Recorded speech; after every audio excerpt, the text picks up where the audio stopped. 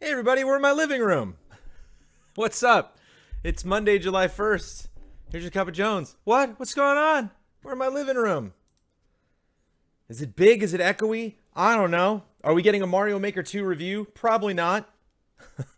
Yeah, I was scheduled to review Mario Maker 2 and Dragon Quest Builders 2. Both of those reviews probably not happening. What's up, everybody? Here's your cup of Jones. So yeah, some shifts happening in the Troop Jones household. So now the my desk moved from the garage into here. I'm now in the living room. And the bed and some other items that were in our guest room have moved out to the garage, which you are all familiar with. And then that left our guest room clear for Mr. Milo Troop Jones, who will be moving in 3 weeks, in 4 weeks, in 5 weeks. I don't know. Probably no sooner than 3 weeks. So you'll probably have me for at least 2 or 3 more live Cup of Joneses, and then I am out. And I could have taken time and thrown R2-D2 there in the background, but I have a garage, Richard Eiley. You believe it? I didn't move the whole garage. It's just my desk.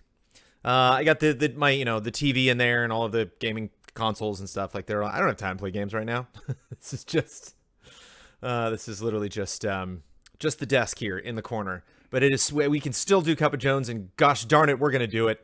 So yeah, actually, not a lot of. I'm taking questions today from last week's quick little baby update, and the week before. The thing about the baby update that I posted last week, no questions. Everybody was just wonderful. Everybody just said congratulations, happy to hear it. I hope everybody is well.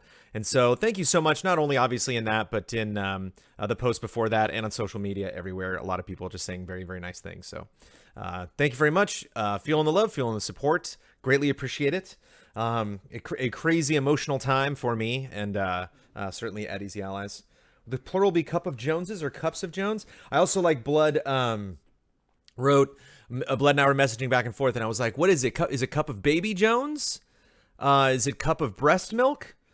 And Blood had a good one, Sippy Cup of Jones. Sippy Cup of Jones. But just so you know, I will allude to my situation in terms of my kid only from a business sense, in terms of my involvement with the company. But if you are here for business news, if you are here for Easy Allies news, that's why you tune into Cup of Jones. That's what we will get to. I will do business questions, and then I have some personal questions to address. And then at the very end, I have 2 specific baby questions that were asked, and I have a couple more pictures if you haven't seen them. I got a couple pictures that were Amanda approved to show on Cup of Jones. So, Bottle of Jones, that's a good one. But, so yes, thank you everybody for all of your kind wishes. It's hilarious because a lot of these questions were posted on the episode from 2 weeks ago before all of this baby stuff went down. And so it's great to have some questions in there that are like, hey, I have specifically a baby question, or, you know, are you going to be doing this in the next couple weeks? And a lot of these I'm going to be very quick to answer. I'm generally going to have hopefully a brisk pace for this episode in general, because got stuff to do. Got to go get immunizations, so I don't, infect my child. And we got to go. Actually, my brother will be seeing his nephew for the first time today. He's going to be visiting us in the hospital. So big day, big episode of Cup of Jones to get through. So let's do it. We are currently, it is the first. So when I checked Patreon, we were like 47 something. But before July 1st, before the clock struck midnight, we were just below 50K. We're 49,800, I believe. We talk about this a lot at the end of every month. It's usually the sponsorship shuffle. So we'll have some people that are bowing out. Sweet Justice will not be joining us for the month of July, but we'll be having fun new sponsors coming in. Specifically one that I'm looking forward to reading in the podcast tomorrow night. And so where, it would be nice to give our Patreon a shot in the arm to stay above 50K. Obviously, financially, following E3, we're doing great. Our YouTube numbers were great. We're getting lots of views on a lot of our impressions and reactions that we did from the show. And of course, Twitch always brings in a lot for us during big events like E3. And so financially, we're doing great. Patreon dipped a little bit at the end of the month, but things are well financially at Easy Allies. Our patrons are near a record, or at least at the end of June, we're near a new record that we set during the month of June. And we're currently higher than the end of any previous month in the existence of Easy Allies. Jones, you're looking more tired than usual. Oh, yeah. My sleep schedule is bonkers. For all sorts of fun reasons I'll maybe get into specifically at a later date. If you've had a child before, you know what I'm talking about. The community showcase for the month of July, I will not be on for the first time ever. Used to be the community comments, which I produced by myself, and then we brought in each ally for the community showcase. I'm looking ahead at all the stuff I'm going to do in July, and I was like, oh, the showcase. I'm not going to be able to do that at all. And I immediately thought of Michael Damiani, because he handles a lot of those events. He does a lot of solo streams from our stage. And I was like, Damiani's probably the best call for somebody to fill in for me to handle all of that media. I bet he'll probably actually do a much better job than I ever could hosting the showcase. Maybe he'll just want to host it forever. Wouldn't that be great? And Ian Hink is on the docket to be the next person on the showcase. So Michael Damiani and Ian Hink will be sitting down on Monday, July 8th at 2 p.m. So it's a different day of the week. It's a different time. It'll be a different flavor of showcase. I'm going to talk to Damiani about how I've done the showcase in the past, but I'm going to leave it open because it's his show to handle that however he wants to do that. So he might do a comment and then a music clip and then a video or whatever. I tend to break that stuff up, but I'm looking, and also, obviously Ian is very technically proficient when it comes to the studio, so the showcase could not be in better hands. But it's not a matter of their skill level, it's just them stepping in to do that work, because it is a lot of work to put the showcase together. I greatly appreciate that. So thank you very much to Michael Damiani and Ian Hink for handling the showcase. I will not be at Easy Livin'. We talked about this last week. Easy Livin's coming up in a couple weeks. There's just no way, no how that I could make that, even if, Milo wasn't coming home from the hospital until August. I have a daily commitment to help Amanda with things, obviously, that she's doing to care for the child, and to be there myself. We got to sit down and watch a lot of videos yesterday that they brought in, all sorts of just crazy things, not only concerning, babies, but babies that are in, the NICU, babies that are born prematurely, just fun stuff that you need to know. Videos that were shot in the Midwest in the 1990s. And as an editor, I'm just like, ooh, those titles. Ooh, that transition. Ooh. It's good stuff. The stuff that you focus on when you're a new father. And I will try to 3 weeks maternity leave, 2 months maternity leave. We'll see. Whenever Milo comes home, I will be out for at least a full month. But I don't know. It's interesting because, and I promise no baby talk, but it's interesting from a business perspective because on one hand, it is, I guess nervous or something. I don't know. It is a little tense because he is in the, neonatal, not the neuronatal, the neonatal intensive care unit, the NICU. But at the same time, he's doing very well. All of his nurses are, love Milo, and they love spending time with him. He's gaining a lot of weight, and he's doing very, very well. Oh, and of course, here's the princess, who's so happy that I'm inside. Look. She's so happy. The NICU. I'm not going to say the NICU. Not only is she happy, but Norbert is super... Norbert. Yeah, Norbert. I want to call Milo Norbert sometimes because they're both little squirmy guys. But look who it is. Aren't you happy that I'm inside now? Isn't this the best? You just going to hang out here? Norbert was up on the back of the chair this morning. Maybe he'll do that again. But it's weird because...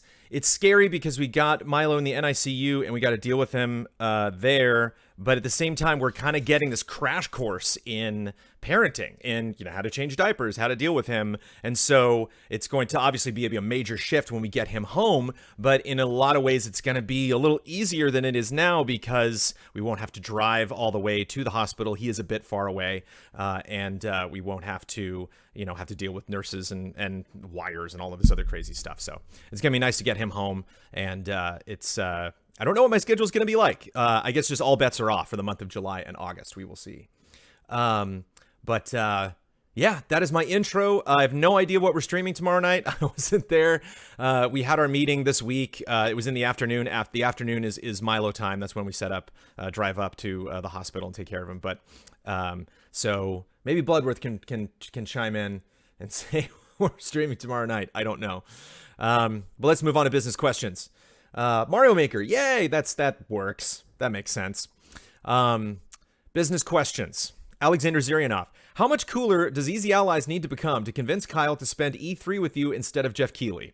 So for those of you that don't know, Kyle is involved and has been for this year and the year before that, and I think the year before that, in Keighley's production of the E3 Coliseum. So on Tuesday, Wednesday, and Thursday, the actual days that the E3 show doors are open, at the Staples Center. It's not at Staples Center. It's across the street at LA Live. Jeff Keighley hosts a kind of a little round table, almost like bonus rounds, like he used to do back at Game Trailers. And he'll have various hosts and other people come on and talk in depth about their games. And even some people who don't have games. Elon Musk came and talked about, did a presentation. And not only is Kyle involved in rehearsals and stuff, but he does announcements during. So it's Kyle that actually comes out. Ladies and gentlemen, Elon Musk. That's Kyle. And it's a bummer because he's not involved with some of our stage stuff throughout the week. He does not actually attend the show for us. He doesn't go to any appointments. But at the same time, it's really nice, for him to be involved in other stuff that's happening around E3. And of course, we very much cherish this business, friendship and relationship that we've had with Jeff Keighley for so many years. It's at one of the smaller theaters at LA Live. Yeah, pretty sure it's the same one my church used to meet at, says Bloodworth. Nice. Keighley obviously is doing a lot of fun stuff around E3. Keighley obviously is producing the Game Awards. Keighley seems to be hanging out with Hideo Kojima every 5 minutes. And so I saw a rogue Keighley. I saw Austin Wintory was at some Assassin's Creed concert in Paris or in France. I don't know if it was in Paris, but I'm like, there's Jeff Keighley, taking a picture with him. So Keighley's all over the place. And so I was not a part of Keighley's YouTube coverage this year of the show, but always want to be as involved with Keighley as we possibly can. And so there is a bit of greasing palms there, to work with Keighley and to be involved in the stuff that he's doing. It's also nice because every now and then Kyle will have a little anecdote, a little nugget that he'll drop because he's around when those conversations are happening. And so it's neat to get another perspective on other conversations that are happening around E3. There's lots of live shows. There's lots of interviews happening. And so it's always nice to pick up those little details. I think he had some more information about Jedi Fallen Order or Avengers. I can't remember what it was. So yeah, and the other thing too, and this is something that we experimented with, shout out to Michael Damiani, who's bringing in all sorts of crazy guest stars on Friend Code, but we want to have more people involved in the coverage that we do, not only around events, but just, the general coverage that we do in our studio. And I really want to try experimenting with fresh faces, with bringing in new people onto our stage. Obviously, the Easy Allies are the core of this Patreon. We are the ones primarily producing the content, but I want to bring in other new people. And so I think in the future that will, just kind of naturally evolve into us not necessarily being involved in absolutely every single aspect of every single stream and show that we're doing during E3. One, case in point is a couple times during the GT years and once at Easy Allies, I attended a party that is thrown every year by Michael Pachter, where, Doug Bowser was at that party. It would have been fun to just stroll over and shake hands with Doug Bowser and say, hey man, you made me lose a bet.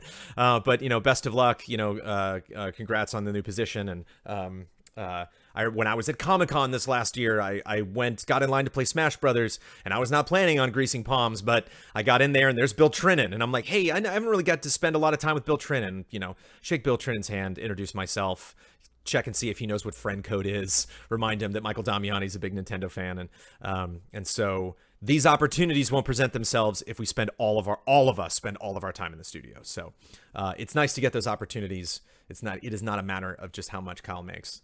But of course, we know Kyle likes to make the big bucks. Dwayne L. With the 2 new TVs in the studio, any plans in the future to use them to showcase other things? For example, gameplay footage?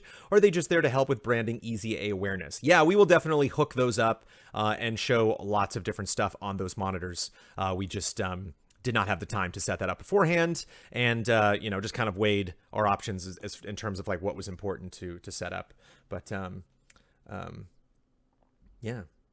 Blood responding to people. Do you think Jeff Keighley is bummed that Kojima never asked for his likeness to be put in a video game? Bloodworth responds, how do you know he hasn't asked? Yeah, wasn't Keighley in like Twisted Metal or something? I know Keighley has definitely been in a couple of video games. Laughter 47. Now that you have the studio, which provides a large, comfortable space for streaming, it seems a little redundant to rent a vacation location to produce content, specifically referring to Easy Livin'. Is the specific location provided really worth the cost?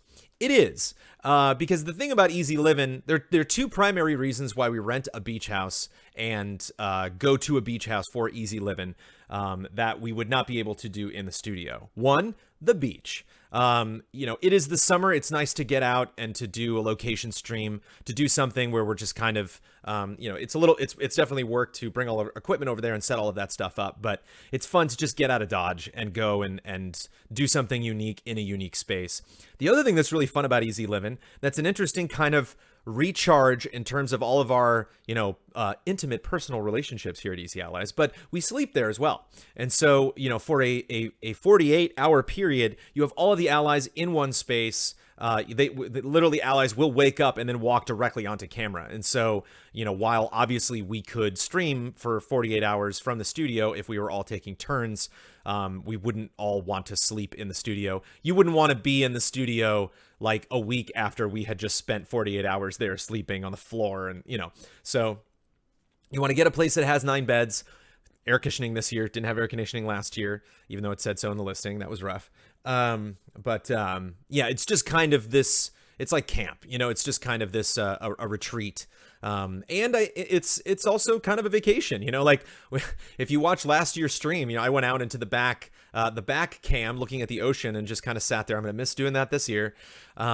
Especially staying up in the middle of the night, feeding Milo with a bottle, but, sitting out in the back and watching the waves crash and sitting out in the sun. Like I kind of did that, as a joke to kind of appear on camera. Like I was relaxing, but I was legitimately relaxing too.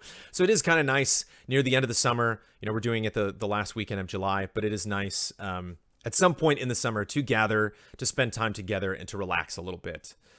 So I think those things are definitely worth the cost. Laughter 47, question number 2. This is a bit too late, but it would be useful to utilize chat commands when it comes to meta conversations happening midstream, specifically concerning our E3 coverage. Maybe even some text on screen. Good example is Treehouse Live showing Animal Crossing gameplay during the Nintendo Post show. It's been frustrating at times when new people constantly bring up the same statement over and over in chat, and there's no reaction or acknowledgement on stream.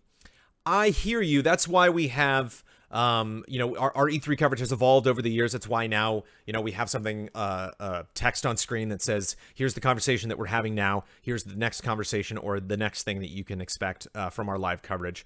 Maybe we can have something like an update ticker or, some kind of a window that pops up that just lets chat know something.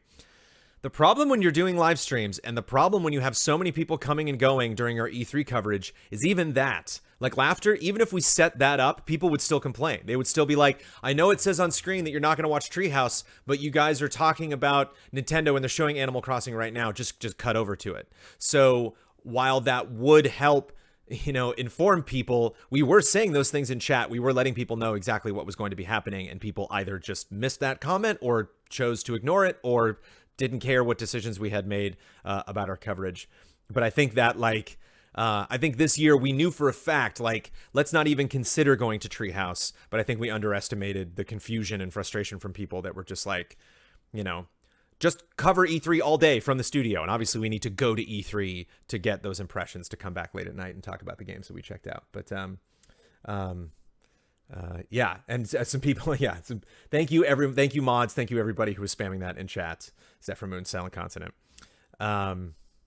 But yeah, I agree that's frustrating, and that's definitely something that we will look at next year. We had an E3 post-mortem meeting that I also did not attend. I have looked at the notes from that, and I definitely agree with a lot of things that we recognize this year that we want to do next year. I talked a little bit about that, not on last week's, obviously, baby update episode of Cup of Jones, but on the previous episode. And I think one of the big ones for me, and judging just by the general growth of Easy Allies, I think we will definitely be able to afford next year. And that's just to have a 10th person there that is not on camera, that is not a host, that is not going to E3, does not have a badge, that is someone that is just in the studio with us, handling B-roll as it comes in from appointments. There's some other uses for them from suggestions that people have made in business questions today. So that's one of my big things for next year. Brandon K. Gann, will there be another Patreon post asking about feedback on how the E3 coverage was implemented? I loved how the studio was put through the E3 paces, so I'm excited to see how it could further grow and wanted to give a couple of notes about things I noticed or felt would help. I think it's just going to be Cup of Jones. Hit me with that now, and I will pass that on to the rest of the team. Obviously, Bloodworth will hear that if he is on Cup of Jones. Apparently, Damiani listens to Cup of Jones. And Ben Moore tunes in every now and then. So there are some other allies that will pick that stuff up as well. But if anything comes to me directly, I will, of course, pass that on. I don't know if we'll do an official post, considering it is a couple weeks late. Granted, this question was not. This question was immediately after E3. So thank you, Brandon, for that comment. But it might be a little late at this point. Snowcone Guy, once a year, every time the studio has its birthday, you make a short update video that shows how the place currently looks. Give us a short tour and maybe talk about the page. Oh, I'm sorry. I think I clipped this question out. So this is a request. Once a year, every time the studio has its birthday, make a short update video that shows how the place currently looks. Give us a short tour, maybe talk about the background of some of the changes or ideas that you have for the future. Otherwise, the image that your patrons will have of the other rooms will be forever based on that one video from day one. I think that's a good idea. I think it's a little extreme to say that they won't see those other rooms, because we will do bits. We will do, we will shoot things in other rooms in the studio. I bet before March 21st of 2020, you will see those other rooms in some form or another. But yeah, I think that's a good opportunity, obviously. And the idea that I have for our 4th anniversary show, should we get there, should this world survive until then, yeah, I definitely have. I have an idea that will lend itself very well to having roll-ins and stuff like that, stuff that we'll cut away to, and that would be a perfect example of something that we can package if we have the time. To give you a little update, in case you don't watch Cup of Jones, or in case you're not that tuned into all the changes that are happening throughout the year. Cola Ina, you were wondering last week about how you might warn the audience about spoilers in pre-conference discussion. How about having a preset color for the room and lights for spoiler discussion that you guys can use for all the podcasts and reactions? You have all the LED lights set up already. I think that would be a nice visual indicator, especially for those who might mute the audio. Maybe a red theme that would stand out from the default colors. Yeah, we could just go to spoiler mode. Spoiler mode is all red. It's every light cranked red all the way to 11. But it's a fun idea. Again, it's going to be a quick episode. Some of those comments, I'm just going to be like, great, move on. Alejandro Orozco Borrego. I have a suggestion that I think will make the videos a little easier to find, as the E3 2019 moniker on the thumbnails on its own does not differentiate the videos enough to help people easily navigate the recently uploaded videos on the channel. Next year, I suggest you categorize the videos by having an E3 2020 press conference title in the thumbnail for press conference reactions and discussions, and E3 2020 reactions for the standalone game reactions, and E3 2020 impressions for impression videos. I think having these titles visible in the thumbnail, each with different colored font next year, will make the videos easier to sift through and cause less frustration. Bloodworth chimes in, as the one who makes the thumbnails. Perhaps, but the reactions are already pretty distinct from the impressions simply by having our faces on them. The other trick being that I currently just don't have enough time to make thumbnails until after the show is over. Which, again, would be something that if we brought in a 10th person, again, this is not like a new employee of Easy Allies. This is somebody who would just come in during that week, possibly get a day or two of training, so they would know what they would have to do, and then they would be a resource for us to handle a lot of the dirty work that we don't have time to do during the show. Maybe that's something they can do. Daniel Schwartz. For the past 2 Easy Livens, Brad and Ian have played a From Software game in Jolly Co-op, and a few months ago, someone sent you a copy of The Adventures of Cookie and Cream for the PS2. It is an old From Software game that was literally designed to be played in Jolly Co-op. Seriously, it is a co-op game where one character is controlled with the left stick, L1 and L2, while the other character is controlled with the right stick, R1 and R2. Plus, it's extremely jolly and suitably tropical themed. I would really appreciate it if you would at least suggest this to Brad and Ian. I won't be upset if they don't, as I don't want them to play it on my behalf, only if they really want to. Yeah, I think we resolved this already. Oh, there we go. I'm not sure what Blood is specifically referencing. Maybe the thumbs? Oh, I guess we talked about that. What's up, Chris Snow? I'm in my living room. I'm in someone else's house. I just snuck in through this window.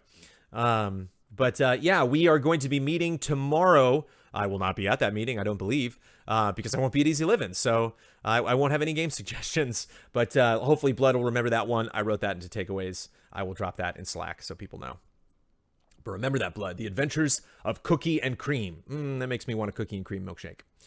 Roderick Gordez. Do you have any suggestions, rules, or requests on what your audience do or don't send EZA as gifts? Are there things that you do or don't want more of? For example, what about collectibles like Disney Infinity or Amiibo figurines? Obviously, you've collected quite a few of these yourself, so it would make sense to have more for the EZA Games library or even one of your own other ally collections. Or are you already drowning in plastic toys and would rather people stop sending you more? Yeah. So we don't need more stuff. Like when I go to the PO box, I got to admit, every time when I crack it open and there's nothing in there, I'm like, oh, nice. You know, it's like that means I don't have to get in line for the PO box. That means I don't have to wait while they get the packages. That means I don't have to carry a big column of packages back to my car. That means I don't have to cut up all the boxes when we get back in the studio. But at the same time, obviously opening all of those things is extremely jolly. When the baby presents, I'm so nervous now that this baby has actually happened, because I probably won't be at a group stream until September. We'll see. I just imagine all the allies every week being like, oh, more baby stuff. All right, great. We are very appreciative of everything that we have ever received, because it means that our community loves us. Like, I think about how little I've actually packaged anything together for anybody in my lifetime and sent it off to someone. And so I think about the forethought, the care that goes into actually creating a package and sending it to us. Some of the things that we get are, not only something that people, bought and packaged, but I don't know if you can hear the tap, tap, tap, tap. When Sophie goes, she's like little tap shoes going across the wooden floor. Tap, tap. Here comes Sophie. Tap, tap. And so, yes, I know. You don't know this, but I'm streaming for a bunch of people right now, Sophie. Yeah, I can't just watch Sophie. You don't see her. I can't just talk about the beautiful pup and you don't see her. So, if you want to send something to Milo or the allies or to Sophie, we are definitely grateful. But I think some of the big, if I was to say definitively two things that are a little tricky when we get, one is just like a huge object. So if there's just some collector's edition thing or some big statue of something, like, we don't have a lot of space to put that. We have our own library. Got a little fur in my mouth. We have our own library where we put all of our games and stuff that we get. But We are even running out of space in there a little bit. And obviously, if we get, we have some framed paintings that were sent to us recently. That's easy because you can just put that stuff up on the wall. But we will get to a point where we will tap out and we will have to maybe pass on some of the stuff that we have, or some of the allies are going to have to take it home, or we're going to have to get a little more creative in how we store that stuff. The other thing that gets a little dicey is food in terms of homemade stuff. And I think that's kind of dialed down recently, where in the beginning of Easy Allies, we had a lot of people sending us like cookies and muffins and homemade stuff. But it's just scary opening up a package from a stranger, even somebody that we know. You know, there's like the alarms go off in your head where you're like, you don't know what this is. You know, if this isn't prepackaged and sealed, why on earth would you put this into your body? So those two things: huge, massive objects and homemade goods that are edible. Father Cashew, just an idea for the next Trailer Jones E3 special. Too late. Instead of scoring, you could rank the trailers from worst to best. Maybe this would take too long. I don't know. Yeah, that's something that I would love to do if Trailer Jones becomes one of my only responsibilities at Easy Allies, and maybe I could do Trailer Jones every week instead of every month. Then I could maybe shake it up and do some fun episodes. But if you haven't seen it, I did an E3 special. I managed to get that up right before all the craziness happened, and it was nice to just like get that out of the way. So curious what I'm going to do for Trailer Jones in the month of July. Haven't thought about that yet. Gulp. Mark Chiseven, I know it's very hard to schedule guest appearances on the show. I'm just curious if the guests, such as Kinda Funny, What's Good Games, etc., are interested in doing Mysterious Monsters. It would be a great crossover game show event. Yes, it would. And again, shout out to Ian Hank, who's doing a fantastic job of bringing in all sorts of fun people. We have another Mysterious Monster shoot coming up. We have more fun guest stars, more fun people coming in. So what do you want? What are you doing? I'm streaming in here. This entire room is mine. I'm using this space. Am I on? Yeah, you're on. Yeah, Hi. click over. Hi, everybody. It's Amanda. Hi. I can't see the chat. Yeah, you talk to chat. I can't see it. You put the thing in front of it. Oh, I'm sorry. You wanted to see yourself? Yeah. Now you want to see chat? I want to make sure I was on camera. Hi, everybody.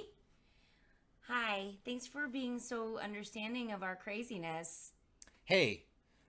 So I talked last week about the bebe, and then I went on a stream. Do we have a baby? Bebe. And then I went on our stream last week when they were doing monologues, and I popped in. During that entire time, I never mentioned how amazing you are, and I want to give a shout out to her. How long is it? You're gonna make me cry. I'm planning on it. Get ready, buckle up. How long has it been since we had him? Yeah, 8 days. It's a week ago from Friday, so that would be 7, 8, 9, 10. 10 days. And it's been a week. Look at her. It's been a week since I got out of the hospital. Yeah. So. On her feet. That this gal gave birth on a Friday. The following Friday, working. It's working. Going to do a job, a very fun job that hopefully I'm not talking about that at all, but hopefully that we can talk about that. Yeah. You were doing before we went into the hospital. You were working that morning. I did a job that day. Yeah. I did a job on a movie. But you know, it's crazy. I'm just in awe of this woman. You're amazing. I said to Brandon that we should get an award from my agents because I had a baby in between 2 jobs and didn't miss a day of work. Yeah. So, but I feel really good, and I don't know. Like I feel we feel so grateful and so fortunate about how everything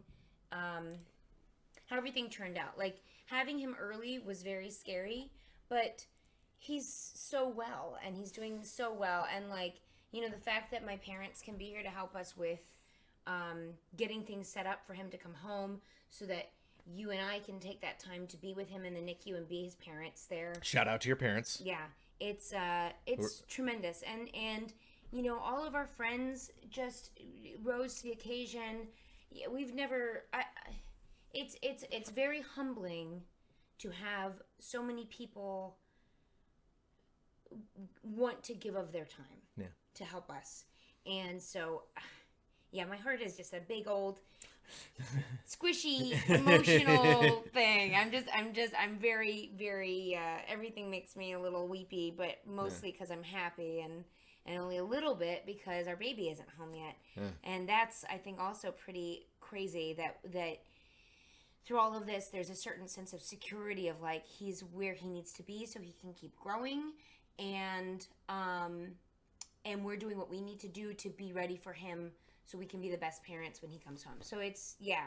And Brandon really downplays, but he's doing amazing. He's really supportive and really a great daddy. And I feel very lucky because he's, there's no question. He wants to be as involved as I do, and he wants to do all the things that I'm doing. And, It's fun to that's get just huge for me. It's fun to get cozy with the diaper change. When you're first doing it, it's like, oh, I don't. This kid's really small, and okay, all right, buddy, calm down. And now it's like, give me your leg, okay. Yeah. But that a lot of parents don't get to do that with nurse supervision at first. They have to go home and figure it out on their own. And we had many nurses give us tips on the best way to change the diapers. There's a new nurse every time. So now we're really, Speaking of, what am I?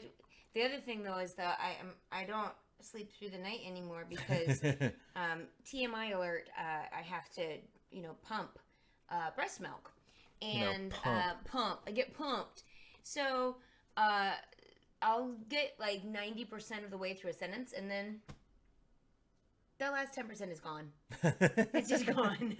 we should wrap up this episode so we can get going. Yeah. Literally specifically for that so the boy. It's only 10:35 or 10:40. So I'm gonna go do some work right now. Cool. And I'll catch up with you later. Cool, bro. If I hear you doing personal questions, I'll come back. All right. Bye, everybody. Good to see you in the chat. Pump up the jams. I've been trying to think of all the songs that have the word pump in it. Where was I? Yeah, Stephen Beaumont. Catan just came out on Switch. Catan! And since you like the board game, I was wondering if you or Ian would be interested in doing a sort of how to play or checking out on it, as when I watched the trailer, it looked very deep. Yeah, it is very deep. Again, this is a pre-baby question. No, I don't have time for that. Catan, I love you. I don't have time for Catan. We actually got, I think they sent us a code too, and Blood posted that in Slack, and I was like, do I want a Catan code? I don't know if I'll have time. Professor Metal Gear, with news that Hangouts on Air will be shutting down by the end of this year, what are your plans to handle the EZA Q&As in the future? That is a Ben Moore joint, and I know maybe Blood can update me. Any diaper tips from Huber? No diaper tips yet. I know we were like, uh-oh, that's ending, and then we figured it out. It was something that was like, well, they're going to replace it with something else, so there's some other service we can use. I know we have options. I don't remember specifically what they are, but thank you for reminding me of that. Kiff, just getting this idea out there early, if you guys haven't considered it, Game of the Decade Award. That'd be a fun top 10. I don't know if we can maybe incorporate that into our GOTYs for next year.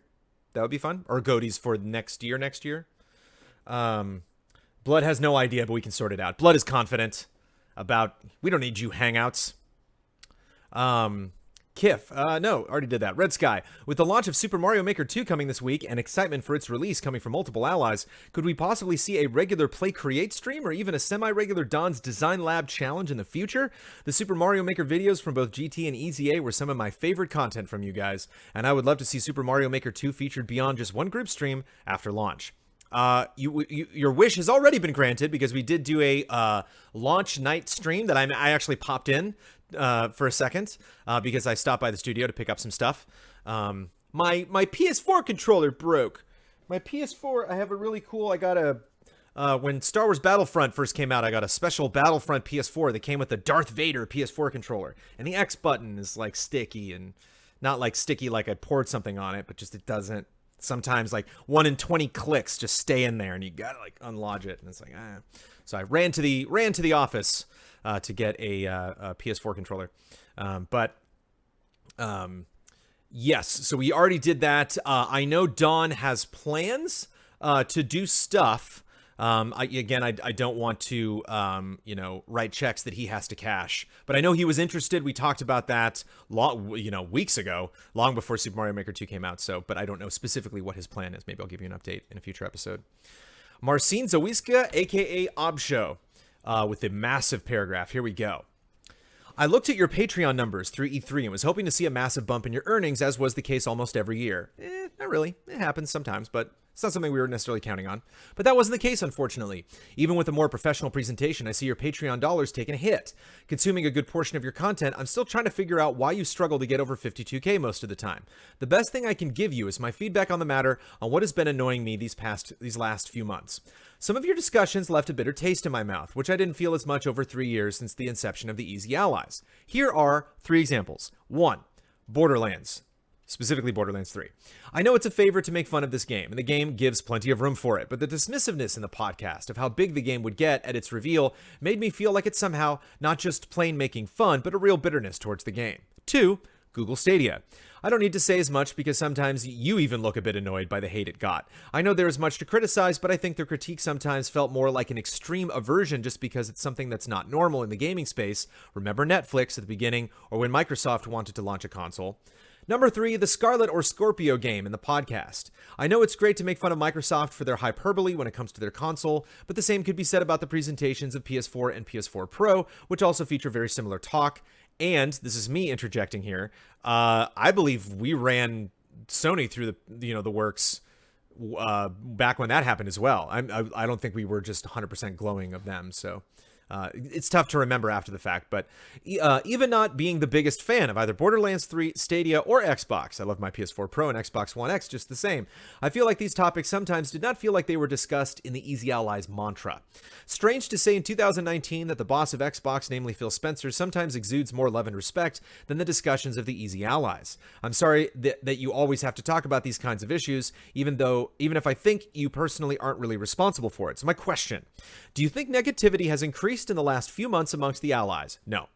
Also, I know we all make fun of certain topics and others may get offended, but these aren't my favorite topics, and sometimes I felt the hate, for lack of a better term. I'm just asking because I feel I get more bitter when I get older, and I would not like to all see that happen to you guys. I also think we don't need another gaming podcast where the main goal is complaining about something. There are plenty of those around already, but maybe I'm just feeling a strange vibe, and I need the Jones voice to calm my fears down.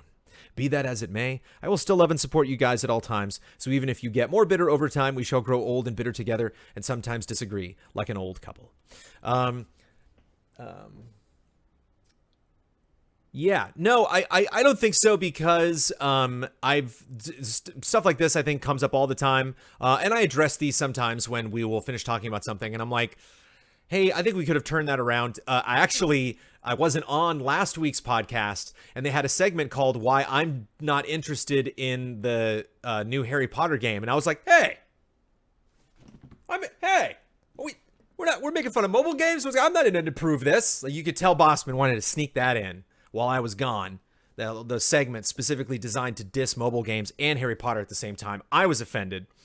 But I think maybe the reason that it stands out and the reason why you have 3 major examples is because most of the time we're pretty positive.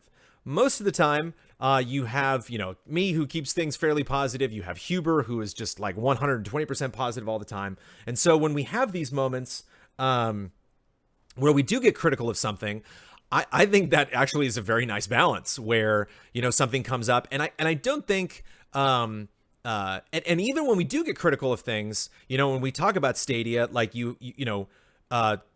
Bloodworth is always kind of like the voice of reason. Like Bloodworth kind of talked a lot about, server structure and, internet speeds, and obviously is probably the biggest fan of Borderlands amongst the allies. And like I said, certainly I, had a lot of words of criticism for PlayStation when they were advertising the Pro. Even just the name Pro, I've never been a big fan of. And so I think those things stand out because how generally positive we are most of the time, how excited we get about things, how when you go back and watch our impressions and watch our reactions, we're really excited. When we do bring up things like, hey, we played Ghost Recon Breakpoint at E3 and it was a little weird, our playthrough, and Huber and I played that together. I remember Biomutant I was kind of disappointed in when I played it at E3. And so I always try to come from the angle of, we're disappointed, like we're looking forward to something and we didn't feel that it delivered, and so we're not saying definitively that we know this thing is not going to be great. We just want to be honest with how where we're coming from. And so when stuff like that comes up, obviously, I think it's important to have the right tone. I think it's important if one person kind of plays devil's advocate or a good cop, bad cop, where you have one person who's like, okay, granted, devil's advocate, what about this that we're not considering? And like when we were talking about Stadia, I think it's important to wrap up the conversation by like, let's try to put our happy hats on and try to be positive about this and imagine a world where all of this does work correctly. But a lot of times that is generally what those people are saying on stage. That's what they're selling. And so I think it's always good. I think Trailer Jones comes across this way probably a lot of the time, where I was very critical of the Zelda trailer for the announcement of Breath of the Wild 2. And a lot of people are like, what? You're nuts. You weren't incredibly excited about that trailer? And like, I wasn't. I think that trailer's kind of weird. And I would have loved if that trailer had a little bit more impact. Just for me personally, it's like, I'm not telling other people they need to think that way. And so it's a catch-22. Sometimes when we are a little bit negative, I kind of enjoy it because I think it is different from how we normally handle things.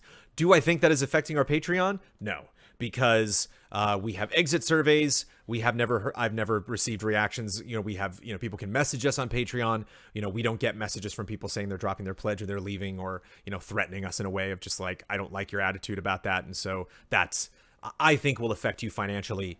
I think we just hit a point where we moved into the studio where we kind of need to have a dramatic shift within the business principles of Easy Allies to really kind of project a desirable future. Like our top goal right now is a 55K guest show. That's a fun idea, and I think it's a fun thing that we can do in the studio, but it's not as attractive as the studio itself. And so I think we really need to, take the time, which obviously I'm not going to have that time in the next couple months, to restructure our goals and, create a path to legitimate, exciting growth at Easy Allies instead of just kind of making the most of our studio. But, we've only been in that studio now for half a year. And so, as we approach things like all of our different events, Easy Living, E3, Game of the Year, all, stuff that we have done previously in the garage, we tend to be more focused on that than kind of, thinking about what the next big step is going to be. So I think that's, from my perspective, I think that's the main thing contributing to, I think stagnation is kind of a sharp word, I think, just in general. And the other thing you have to keep in mind of staying above 50K, it's not that, we just have a couple people leaving. People are adjusting their patron levels all the time. People are joining our patreon.com/Easy Allies and leaving Patreon all the time. And so even though it looks like we're staying at 50K because everybody's just kind of holding fast, there are shifts and, happening constantly. And so it's not just, this kind of, we're frozen at 49, 50, 51. We are, we're turning over a lot of people and still maintaining that level. So, our patron number, not the total, dollar amount, but the patron number is just going up, up, up, up. So, and Bloodworth adds, yeah, we moved beyond the place where new people are looking to throw a lot of money at us. People are coming in more naturally at $1 and $5 levels. So you're not going to see this incredible growth. But if you pay attention to that patron number, that has been breaking records and it feels good. But thank you for that analysis. It's always good to get an outside perspective. It's always good for people just to kind of step back and look at the big picture and be like, it might be this. And even if we don't talk about whether that's affecting us business-wise, whether that's cutting into our bottom line, it's good to talk about tone. I mean, that's something that's very important to me. Morale, to make sure that we're not getting too bitter. But sometimes bitterness is nice. If you're a cook, sometimes it's got to be bitter. Chris Snow, I know you and the Allies have considered doing more prepared videos to litter throughout E3, but haven't had time. I would love if Easy A did a special E3 wrap-up video on the last day. It just feels like something nice to close the weeks out with. Yeah, weeks. 8 days of E3. That's not a bad idea. Like, so when we're done, okay, that's it. That's been our E3 coverage of, E3 2019. We'll see you next year. Thanks, everybody. And then when it's over, like if you're like, you're watching the NFL, or is that the NBA? And then you see like, oh, that layup, like, oh, that 3-pointer was so good. It'd be fun to like have, a montage of all of our reactions. Again, like none of us have time to do that. But again, if we had a 10th employee during E3, that is something that they could work on. And we also talked about, there is kind of a lull. That is another big thing that I want to fix in between, people getting up on the panel in between press conferences. And it might be fun to rebroadcast some of the stuff that we've done already during E3 in case people have missed it. And then we can show off, hey, look at this moment, and then have text on screen that says, this was previously recorded, so people aren't like, wait, confused. This is happening live. Denise Schreiber, you taking a step back from Easy A because of the Easy Baby got me thinking. I know you take great pride in being the voice of GT and Easy A, but have you ever considered building up a secondary voice over person? No. I remember there being at least one more voice for GT reviews. I get that there are many reasons why a second voice wouldn't be a good thing, mainly that you probably hate the idea, but I guess long term there ought to be scenarios that will keep you from doing VO for a couple of weeks.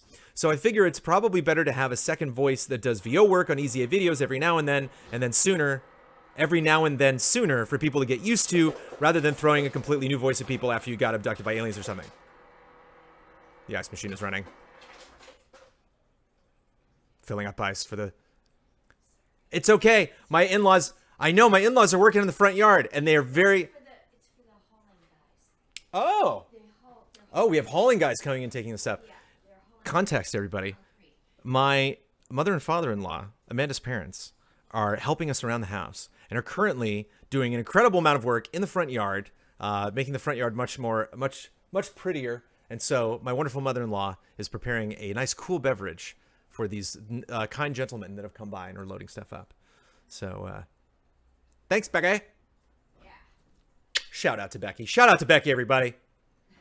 Heck no. Yeah, Denise, I'm super selfish when it comes to this. I want, and that's nowhere more apparent than the fact that as I become a parent, in the next couple months, when I'm going to be, going to visit Milo in the NICU and then eventually getting Milo home and taking care of him here, I still want to do VO for everything. I still want to do podcast halftime, and I still want to do VO for all of our previews and reviews. So you might not see my face, but hopefully you hear my voice, because, again, I'm just, Becky sounds exactly like Amanda. Yes, she does.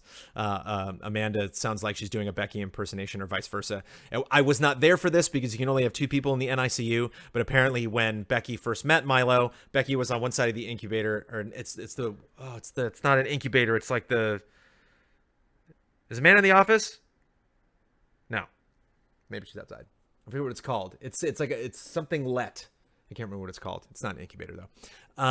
Incubator's a little more intense. But they were on opposite sides of that talking, and it was like Amanda and surround sound.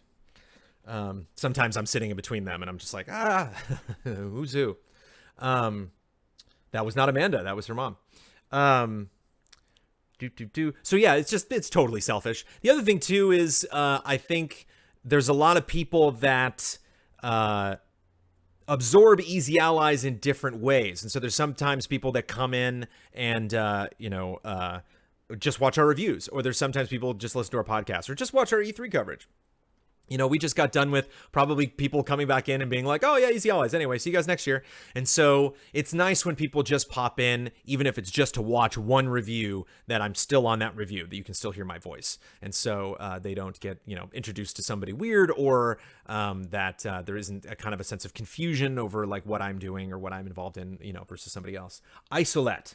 There it is, an Isolette. Isolette. Sounds like a main character in Les Miserables. Isolette. Mr. Mags, why do you still write on cards for scoring and betting on Trailer Jones and the podcast instead of using the whiteboards you got a few months ago and haven't really used at Easy Allies since? I don't know. It's not a bad idea. Leave it, Sophie. Sophie, you're fine. She hears voices in the front yard and she doesn't like it. Sophie! Leave it. Thank you, Sophie.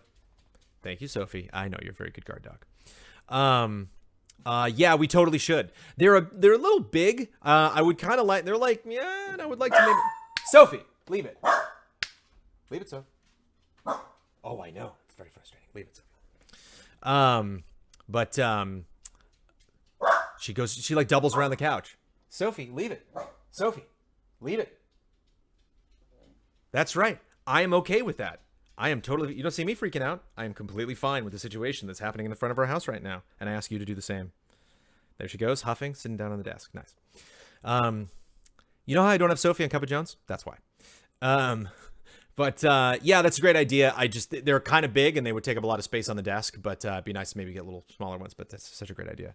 I don't even think I wrote that down in takeaways. Let me write that down right now. Dry erase boards for Trailer Jones and bets. Cool. Page 3 of 8. We got to hustle through this. Nope, now we're on page 4. Logan Tawes. Have you guys ever had one of your videos... Man, Sophie, leave it. Am I going to have to put you in the bedroom? Sophie, leave it. Okay. Did you say Amanda to the living room? No, I said... What did I just say? I don't know. Did you say Amanda to the living room? I did not say Amanda to the... I asked... I couldn't remember Isolette. Oh, and so I asked... I was curious if you were in the living room or if you were in your room in the office. Well, you know I'm not in the living room. But yeah, Sophie Yeah. Sophie does not like these men that However, are in the now front I yard. am in the living room. Sophie is not a fan. And my parents are being industrious. They are.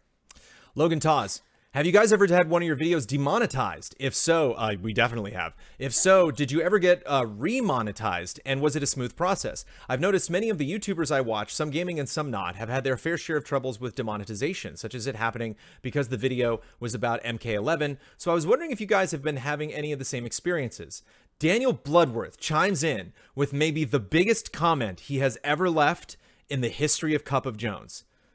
Are you ready? Bloodworth has some things to say about demonetization, and here we go. Videos getting demonetized is a pretty normal thing when creating content like ours that often relies on including music and video from games, especially if you have, this is me adding this, especially if you have Michael Damiani who likes to play all sorts of fun music before we do group streams. Essentially, if our content is found to match something claimed by another company, any ad revenue that video earns goes to them. Music is the more frequent cause, as licensed songs are often used in video games and trailers, and many times you wouldn't even know that the music wasn't original. There are also times when cutscenes will be matched against something from Capcom or Bandai Namco, etc. It seems to come more from Japanese companies that have a different approach on copyright. As far as remonetizing goes, there are a couple of ways that can happen. If the music is non-essential, there's a tool on YouTube that can actually edit the audio after the video is posted, removing the song in question while leaving the rest of the audio intact, although sounding a little weird.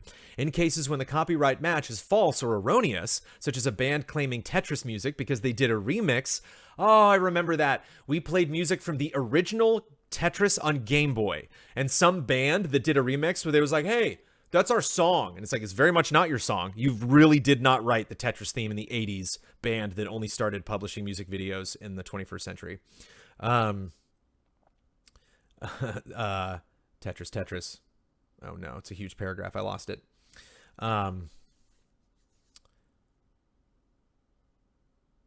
Remixer channel is getting, yes, because they did a remix, or another channel that covers games getting claiming a match rather than the original copyright owner. There is a method to file a dispute and ask them to remove the claim. There are also times when companies change their copyright policies and release claims themselves. Nintendo used to claim a lot of videos with their content, but at some point decided to relax that approach, allowing dozens of our videos to become monetized again. Now there's an entirely different matter that you've referenced as well, in which YouTube will demonetize videos for offensive content that advertisers would not want to be associated with.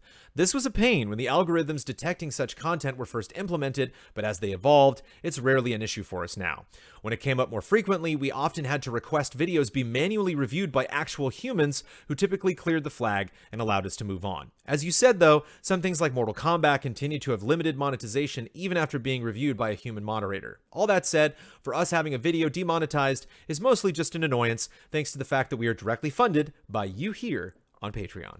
The ad revenue on YouTube is only a fraction of that amount. It isn't really enough for us to rely on. So if we put up a big review and it gets demonetized, it's not that big of a concern. The bigger issue is if a copyright policy causes a video to get blocked instead.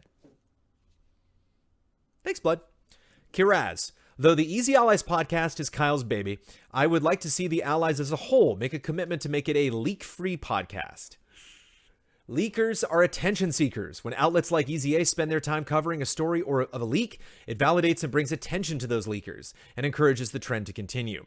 Given how much EZA complained about leaks during E3, I would like to see some level of commitment toward changing the culture around covering these leaks, and for EZA to refuse coverage towards those leakers. Maybe if EZA makes a big deal about refusing to cover leaks, other outlets will slowly follow suit, giving less reason for leakers to, well, leak. Just a thought, but I think it would be something that could be tried out to see its potential impact and reception among the EZA community. Anecdotally, EZA is my primary game news outlet, and I would be much happier not knowing about these grimy leakers. Yeah, I like to think that I hate leaks more than most, but I am a little, forgiving when it comes to leaks being mentioned on the podcast. So we do our podcast once. I'm on the EZA podcast every single episode. I'm only on Frame Trap about once a month. And so I can't speak to how often leaks come up on Frame Trap or Friendcode. But I know when we do it on the official podcast, we tend to only include things that have just like completely run their course. So by the time we do the podcast, it's like,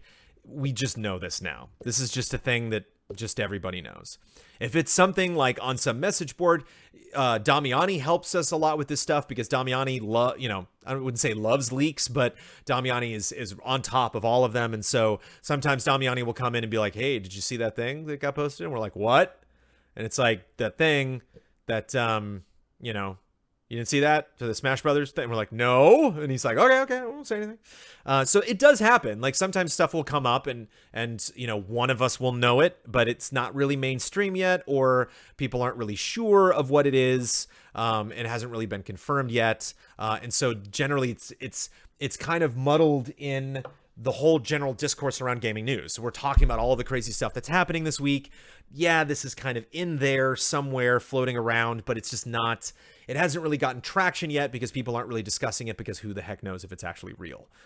Then you have something like that Harry Potter game where that leaked, or something like Bleeding Edge, right? That's what that's called, right? That the new game from Ninja Theory, where it just came out and it's a game announcement and now everybody knows this is a game. And so it'd be weird for us during our live stream to be like, whoa, what's this game? I'm so surprised right now because we already found out about it. And so some of those times when we're talking about something leaked on the podcast is because it was unavoidable for us. We could not escape it. And in the interest of actually like reporting the news, it is a fine line though. And so, Kiraz, I don't think we necessarily have like a 100%, let it fly leaks policy here at Easy Allies. Like we definitely are observant of those things. Maybe we could dial that back a bit. Excuse me. Oof. Reaching into my pocket to grab a Kleenex that's not there. I think I might be okay. I probably won't be. I should probably get a Kleenex. Hold on. Walking across a very large room, all the way to the other end of the room to get a Kleenex. I have achieved Kleenex. Oh. Walking all the way back to the corner of the room. Yeah. I will admit, this is not the most exciting background to do for Cup of Jones, but I like being in the living room. It's nice, it's on one hand, it's nice being, detached from everybody in the garage, kind of getting, a little bit of privacy when I'm playing games or just getting immersed in my work.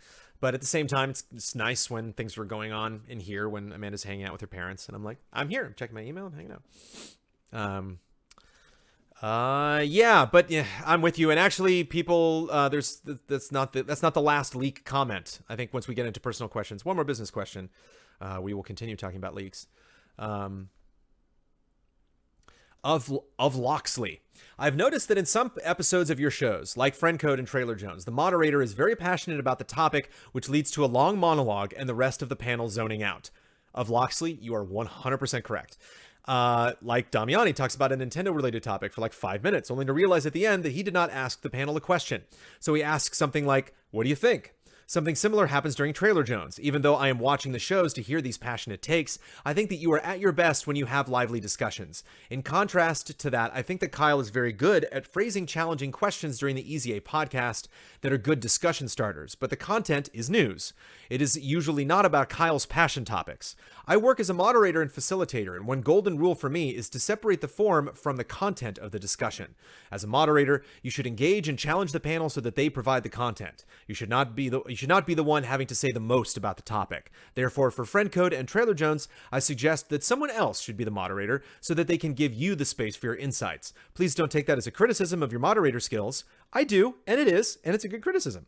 What I am describing is a matter of group dynamics. I understand that Easy A shows exist because at least one ally wants to make it happen, who also usually takes the moderator role. But maybe you can reflect on your shows with this aspect in mind. Let me add that Damiani's moderation skills have greatly improved during the last years. I also, and this came up on Cup of Jones, I did like my worst version of that when we talked about the teaser for episode 9. I almost talked entirely during that whole time we were talking about episode 9. It just kept going on and on and on and on and on about stuff that I noticed. And yeah, I think that's definitely a skill that we can get better at. I think Ben does a really good job of throwing to the panel. Obviously, Frame Trap is a lot of us individually talking about all of our experiences. And I think Kyle is the best of all of us at hosting podcasts. He has definitely really sharpened those skills over the years. But I like talking about trailers. I still like the format of me introducing a trailer and then just kind of talking really quickly about something that I noticed and then throwing it to the group. But obviously, the less I talk about it before I throw it to the rest of the group, the better. Yeah, I think that's a skill that we will just all develop. I think, Damiani, and I are coming at it from different directions. Whereas I definitely need to shut up, basically. I definitely need to talk less because I don't know if you realize this from watching me in previous weeks, months, years at Easy Allies, or even just the last hour and 7 minutes of this show. But I like to talk. So, yeah, for me, it's just gotta close the sluice. Turn off the water flow. I don't know. I'm tired. Whatever analogy it is. Personal questions coming up. Let me finish this smoothie. A relatively shorter episode of Cup of Jones. Thank you, everybody, for not drowning me in questions.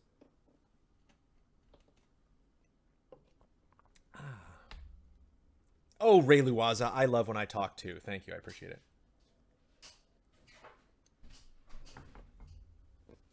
Hello, Becky. Hello. Everybody couldn't believe they were like, that wasn't Amanda? When you said hello. Yeah, we're live, baby. They were like, that wasn't Amanda? And I'm like, no. Amanda inherited my voice. Yeah, you cloned yourself. Personal questions. G-Man Sir. I will be listening to this episode in podcast form, so I would like to feel as immersed in Cup of Jones as I can. What color is your shirt? The color of my shirt is deep red, and it's a Red Dead Redemption shirt. There's lots of cowboys on it, riding horses, and they're riding off into the sunset. Pew, pew, pew, pew, shooting their pistols and being cowboys. Morgan Mohala, is there anything about American culture that you are proud of, happy to be a part of, or would gladly defend? Morgan asked me last week, or 2 weeks ago, what I didn't like about American culture. Let's not get into that now. You can tune into 2 weeks ago episode. I'll tell you what, I got one locked and loaded, and it actually came to my mind very quickly. I am incredibly proud of the United States of America for this. And a lot of you probably don't know this. I am very much into nature. I like hiking and camping and going out into the woods and going up mountains and going down into canyons.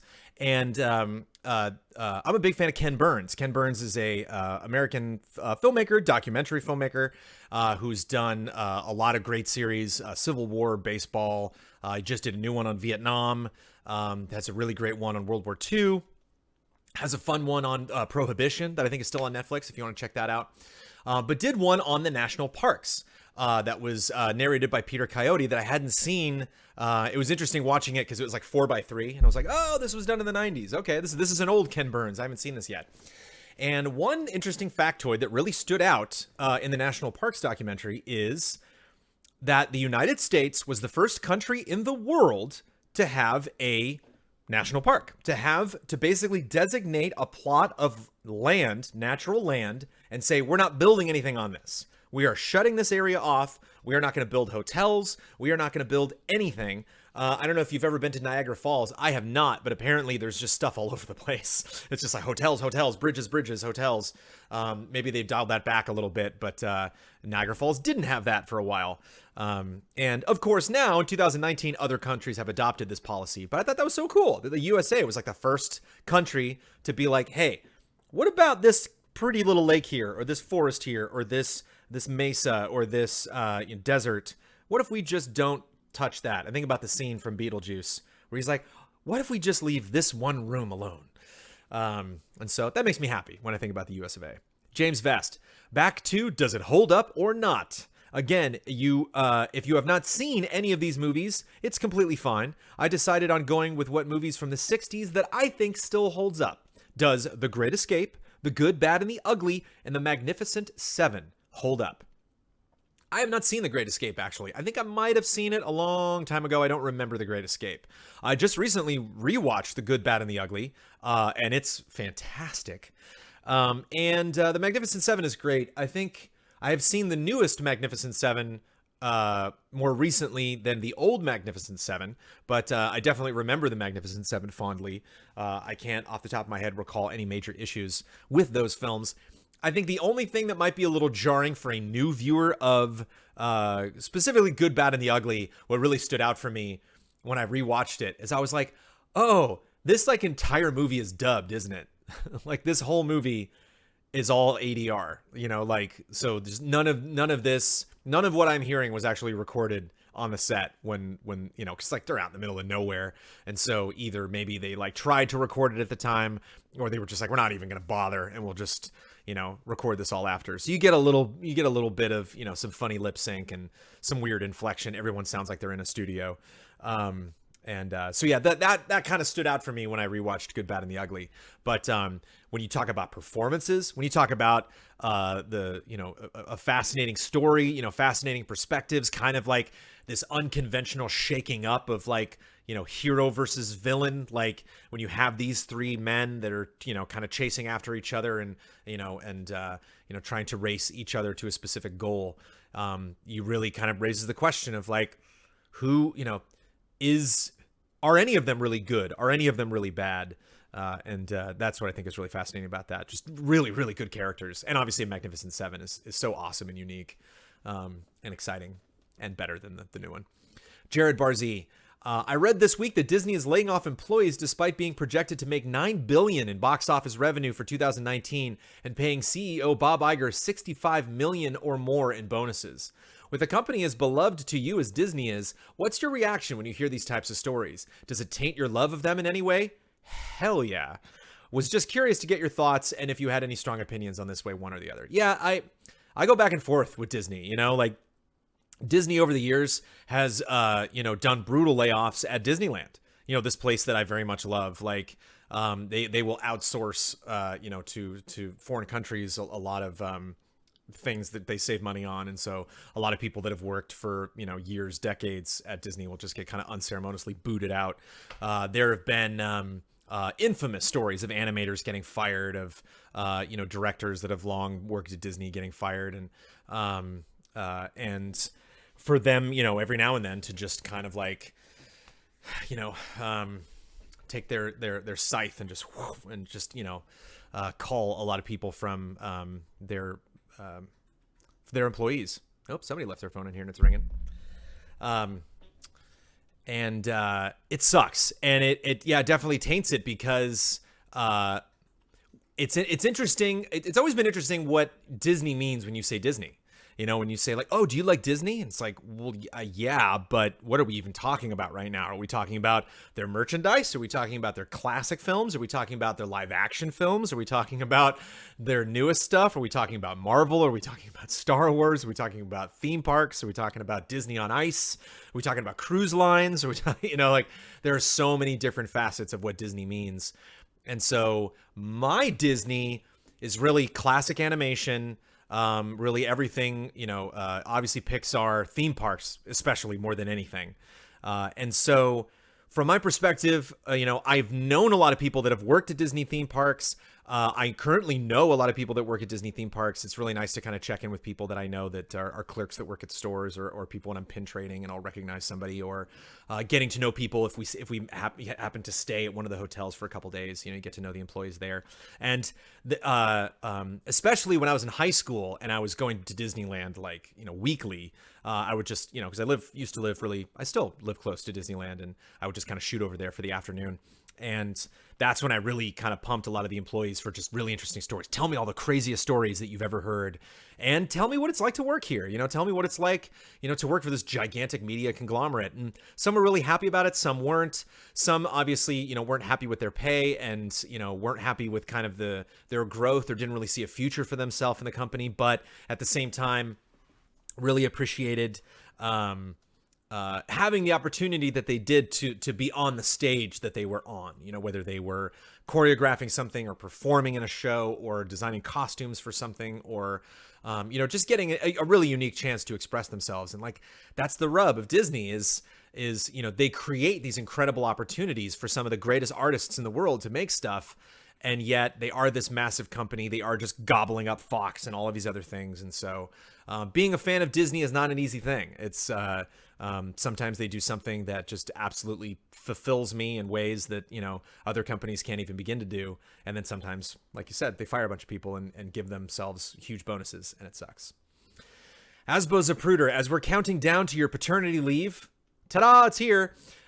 And what seems like a natural ending point to this madness, I'm checking to see what I've overlooked so far, as in musicals. So there are 3 big boys for you that somehow slipped through the cracks. So we're talking about musicals that I've seen, musicals that I'm familiar with. I am familiar with these: My Fair Lady, West Side Story, and Fiddler on the Roof. I am the least familiar with My Fair Lady. I think I saw the movie. I've never seen My Fair Lady on stage. My Fair Lady's fine. It's quaint. I think it, belongs in kind of the caliber of like your Anything Goes and Hello Dolly, and so it's a fun show. Whenever I think of My Fair Lady, I think of the end of Waiting for Guffman. If you've never seen that, if you liked Spinal Tap or A Mighty Wind, or Best in Show, they earlier than all these films, after Spinal Tap, but earlier than those other ones. I almost called him Nigel Tufnell. What is it? Christopher Guest directed a film called Waiting for Guffman that's about a small town community theater production. And in the end, he's like, I'm working on, what is it? It's not Cockney. What is it? What accent does she have? He's like, you're going to be in My Fair Lady. I'm just working on that accent. How are you? Do you want to go to Artford? But My Fair Lady's just fine. That's about all I can say about that. West Side Story's great. West Side Story, I sang a lot when I was doing, when I would do voice lessons back when I was in high school. I would sing, could be, there's something due any day, I will know right away, soon as it shows. Good, really good music from that. Really cool. I remember I was watching some documentary that talked about the original Broadway production of West Side Story, and how, it's like classical theater now, but at the time it was a very risque, weird show. And obviously it's a pseudo retelling of Romeo and Juliet. And it's done in a way that is very much talks about race, talks about kind of the melting pot of America and conflicts that arise that are obviously still very much prevalent in 2019 in terms of, how we find ourselves just kind of butting up against each other in communities, and obviously, 2 people falling in love from other sides of the track is a very easy way to do that. Just kind of like slamming families together. And it's interesting that, in the classic Romeo and Juliet, that was just done with these 2 families, like the Hatfields and the McCoys kind of a thing, where it's like, I don't like that family. Whereas West Side Story, it's a little more, hits a little more close to home, and is a little more relevant in terms of, being in New York City and having these 2 families that are divided by race. And not only just obviously families of, you think of like grandmother, mother, father family, but the community family, the neighborhood family. Maria, I once sang that to Amanda on her birthday. Amanda, I just met a girl. But really, really good music. Really great movie. Really fantastic film. Really, I think still holds up. And obviously, it's a little silly seeing these like tough guys on the street. Be cool, boy. And then I got my switchblade out and I'm going to cut you, but I'm going to dance first. So it's a little silly when taken in the wrong context. But West Side Story definitely holds up. Great. Fiddler on the Roof, I was in Fiddler on the Roof, and I don't know, let me see if the camera picks this up. Can you see it? You can kind of see it. Fiddler on the Roof gave me this bad boy right there. Yeah, you can just kind of see it right over my eyebrow. I was in Fiddler on the Roof when I was in 7th grade. I played the role of Perchik. Perchik is a teacher. You have all the daughters in Tevia's family, and one of the oldest daughters is dating a student, and a student who is becoming a teacher named Perchik, and he is very very opinionated, and the Russian military, I guess, I don't know. The Russians come in and they mess everything up at a wedding, and Perchik is like, "Hey, you Russians, stop that!" And they're like, "Yeah, you Jewish kid," blah, blah, blah, blah. And they beat me up. And then I come back in later and I'm like, I can't take this anymore. I got to leave. And I skip town. And in the fight, I went up to one of the soldiers. Correct me if I'm wrong. I'm just saying, that's where I got the hair there. Boop. I went up to one of the soldiers and he, fake punched me. And I was like, oh, he fake punched me. And then I was falling towards the floor and there was a stool. And if you can imagine a wooden stool, so you got the seat and then you got the planks on the bottom and you got those sharp edges right at the top of the plank. My head went boom right onto one of those planks and I shattered the stool and passed out. And then woke up a couple seconds later and was like, whoa. And it didn't feel like I cut myself. It felt like I just bonked my head really hard.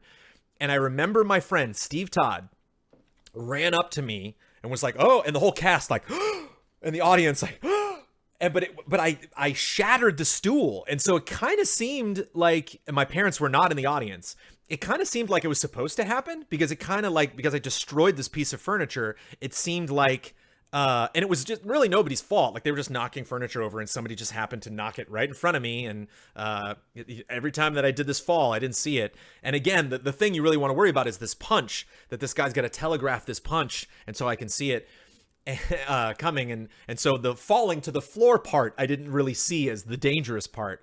But Brandon passes up a great WWE career. It wasn't taped either, which sucks. I wish I had this tape. I would just loop it as a GIF and you could just see me bam, bam, bam. But anyway, I wake up and Steve has me in his arms on the and this is the end of the first act. I'm not even kidding. Like one Russian soldier says like, "We'll be back," and then curtains, and that's the end of the first act of Fiddler on the Roof. And so it was perfectly timed. And so I hit my head and I'm like, ah, and I like wake up and I'm in Steve Todd's arms and I look up at him and I will never forget this image as long as I live. Blood comes flying out of my head onto Steve Todd's shirt and he goes, and it went to black. And the audience was like, whoa. And so they dragged me backstage. They put a butterfly bandage on my head because they go out into the lobby and they're like, is there a doctor in the house? And there were 3. One was a plastic surgeon, but there were 3 doctors in the house. And so I wake up and I'm leaning back in a chair and there's a bunch of people looking at me and I'm like, hey, and there's all these people like, like looking over me like RoboCop. And I have the bandage on my head and they're like, we've called your parents. Your parents are coming to pick you up and they're going to take you to the hospital. And I was like, okay. And then I sit up. And I lost a little bit of blood, but they managed to compress it and they put a lot of pressure on it. And the first thing that I see when I get up, because we had little girls that were in the cast, and I lean up in my chair and there's 2 little girls in front of me. One has a bag of Skittles and one has a bag of peanut M&Ms. And they said, they told us to get you sugar. And I was like, okay. So, like you'd think my parents are probably really nervous because they're like, oh, my poor son. And here I am with my head bandaged and I'm just like, Skittles and yum, yum, yum, yum, M&Ms. And so all I had to do in the second act was sing a song and then I was out. I was out of the show. And so, and it was the first or second scene of the second act. It was really soon into the second act. And my parents weren't there yet. They were driving on the way. So I was just waiting and I'm backstage and they're like, all right, we're going to start the second act. And they're like, we're just going to skip your scene. And I'm like, I think I can do it. I'm standing, I'm walking around. Like I don't feel dizzy. And I'm literally just going to walk on stage, hold a girl's hands, sing her a song, and then walk off. Like I don't have to do a dance. I don't have to do a fight scene or something. I think I can do it. And so they were like, okay, but be careful. I'm like, I got this. I'm fine. So I go on stage, rushing to the end of the story. I was fine. I did the scene, and then my parents picked me up, and I went to the hospital. And actually, it took so long for me to get to the hospital that I actually ended up not getting stitches because it had already begun to heal enough that they were like, it would just actually mess this up to do stitches. And the worst part of it was they cleaned the wound. Oh, that hurt so bad. They had like a jet of water. I know, Asbo Zapruder, this is not the story you were expecting me to tell when you brought up Fiddler on the Roof, but and so just this steady stream of water was just like right into the wound to clean it out. But it healed nicely. But the funny thing is my co-star who was on stage with me when I was singing the song, they told her before I walked on stage, if his eyes start to dilate, if his eyes start to kind of roll back in his head, grab him because he might pass out. He lost a little bit of blood. He seems okay, but just in case, watch his eyes. Well, they didn't tell me that. So I go on stage and I'm singing to this girl that I love you so much, but I have to leave, but I love you and we'll be married someday. And I'm sorry I have to leave. And she's like,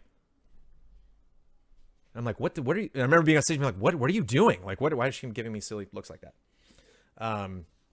So there you go, Fiddler on the Roof. But obviously Fiddler on the Roof is a classic, a classic film, a classic musical, and a musical I will always remember very fondly for that very crazy reason.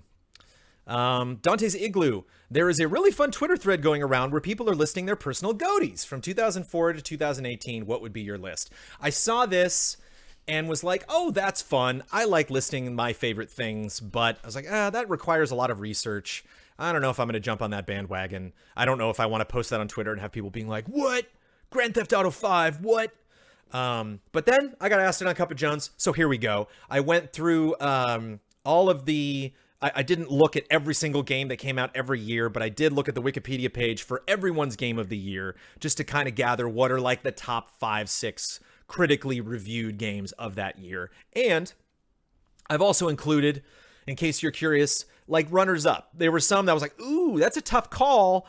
And mostly, whereas I would, if I was in a group setting where I would be like, yeah, I defer to that game because I think that game is better than the game that I like, but I never played it. So some of these games I'm not giving game of the year because I never played them. So whereas I think they're probably the game of the year, I've only included games on this list that I have played. Tradition. Sorry, that's from Fiddler. Thank you, Tokyo Slim. Fiddler on your face. These comments are really great. That's how you build stage cred. I knew someone who banged their head on the corner of a filing cabinet. Let's just say they got 4 stitches. That's why Brandon loves Skittles. They saved his life once. My gut's like in a knot for the story. I wish it was recorded so bad. Oh, I'm sorry. The final thing about the Fiddler on the Roof story. I obviously wasn't there for the bows at the end of the show. And so Rick Allendorfer, my old buddy Rick Allendorfer, came out with my bloody hat. I had my little blue hat that I wore as Perchik, and it was just soaked in blood on one side. And he brought out my hat and waved it. And the crowd, I got a standing ovation from the crowd with my bloody hat. And half of the crowd didn't know. They were like, wow, that blood effect was really great. Here we go. Game of the year. Personally, my picks for Game of the Year starting in the year 2004. 2004 absolutely goes to Half-Life 2. There's no question. Half-Life 2, oh yeah. Runners up, World of Warcraft and Grand Theft Auto San Andreas. It seems weird not to give it to a Grand Theft Auto game, but I think Half-Life 2 is better than San Andreas. San Andreas is very fun, but I think Vice City is probably my favorite on the PS2. San Andreas, I think, is a little too bloated for its own good. The map is a little too big. The characters are characters don't look that great in that game. I think Vice City's got a bit of a better style than San Andreas, but that's just me. And World of Warcraft, I think, obviously, I brought it to Hall of Greats. You know I love World of Warcraft. I'm sad that in August I will be missing the launch of the re-release of Vanilla World of Warcraft. I'm excited about jumping into that and checking that baby out. But World of Warcraft at launch was pretty bare bones. And so I think it eventually, when we talk about Hall of Greats, I think World of Warcraft is definitely applicable. When you talk about GOATys, I don't know if World of Warcraft did enough in 2004 to be qualified for GOATys, where Half-Life 2, mwah, perfect package. 2005, I saw a lot of people bringing up Resident Evil 4, which obviously deserves credit in 2005, but I got to give it to Shadow of the Colossus. Resident Evil 4 is really great. It's really playable, but The hang up for me always with Resident Evil 4 is like, I don't care about the story at all. At all. At all. And I know that hurts. I know for a lot of Resident Evil fans, you're out there, you're like, but what? That one part, I did nothing. There's no cutscene. There's no story beat. Sophie, please. There's no story beat that happens in Resident Evil 4 that like I care about. It's entertaining. I enjoy it, and that game might be one of and that might be one of the most replayable games I think I've ever played in my entire life. I can play Resident Evil 4 any old time. The fact that it's got New Game Plus, every single time I play Resident Evil 4, it just came out on Switch, and it's like, should I play Resident Evil 4 again? Should I do it again? Because I know it's not only that first time I'm going to play it, I'm going to play it again because I'm going to do that New Game Plus, and then I'm going to play it again. Just how you upgrade and how just the skill-based shooting and just that game is so great. But, and the gameplay, like I'm intimidated by stuff. Like when the enemies come at me, it's really great. When there's boss fights, but like Mr. Kennedy, like I just can't take that game seriously. It's just the story is such a goofy game. But, hey Jones, you should play it again. Yeah. But Shadow of the Colossus, like I wept when that game was over, man. The Shadow of the Colossus blew my mind when I first played it. Fun fact, Shadow of the Colossus was the review that we took to New York to show Viacom, more specifically MTV Networks, when we were originally acquired by Viacom in 2005. 2006, The Legend of Zelda: Twilight Princess. No runners-up. Twilight Princess. Boom. And I've never even finished that game. Clearly Twilight Princess. 2007, saw some people giving it to BioShock, which is a great game. A terrible ending, which is why it's kind of rough for me to give it Game of the Year. Gears of War was fantastic, and I really, really enjoyed. But again, the story I wasn't so much into, and I think parts of that game, kind of in retrospect, are a little bit repetitive, just because it has a very particular style, and it goes for it, and then it does that very well, but doesn't really branch outside of that. And I think probably the actual 2007 GOTY is Mario Galaxy, but I never played Mario Galaxy. I never played Mario Galaxy 2. Never played either of those games. So I can't speak to that. My 2007 Game of the Year is Portal. Portal is amazing. Portal is a near perfect game, maybe a perfect game. And I have another perfect game coming up in 2012. Portal is amazing. That's my GOTY for that year. That game is above and beyond. 2008, Grand Theft Auto 4. 2009, Call of Duty Modern Warfare 2. A lot of people say Uncharted 2. I should probably go to Uncharted 2, again, if I was in a group setting. Never finished Uncharted 2. Played a little bit of it, never finished it. I know how it ends. I know most of that game. I have seen almost every single cutscene from Uncharted 2. I have had scenes in that game explained to me in so many different ways from many, many different people. But saw a lot of love going out to Call of Duty Modern Warfare 2. I played the hell out of that game. I thought that campaign was just incredible. And I think that's really where that really addictive multiplayer really clicked for me. 2010, Red Dead Redemption. What are you going to do? But Mass Effect 2, it probably deserves it. I saw a lot of people giving it to Mass Effect 2. Never played the Mass Effect series. So again, Mario Galaxy 2, also 2010. Again, didn't play it. Yeah, Tokyo Slim called it before it happened. And I don't even think... I wonder if I was really making a case for Red Dead that year. I wonder if I don't remember coming into the GOTYs and really like arguing for Red Dead. Because I think at the time... I just kind of thought, I wonder if that's when I started taking a hiatus from actually doing reviews, because that's when we had this really big editorial team at Game Trailers. 2011, The Elder Scrolls Skyrim. I love Skyrim. Don't be surprised if I bring Skyrim to Hall of Greats someday. I think Skyrim's incredible. I just recently picked up Skyrim on the Switch. I think Skyrim is an absolutely amazing game, and it's unfortunate that Skyrim's kind of become like a meme, like a joke. It's like easy to make fun of Skyrim. It's incredible that Skyrim has been like the latest Elder Scrolls for years and years and years and years, that we're probably like 3 or 4 years away from getting Elder Scrolls 6. Because I think there's just something so special. I don't want to go on and on and on about it, but like there's just something so special about the way Elder Scrolls builds its worlds. And you know me, this crazy rabid open world fan. I've played a lot of open world games. I've never played an open world game like Oblivion or Skyrim or Morrowind. Those are the only 3 Elder Scrolls games that I've played.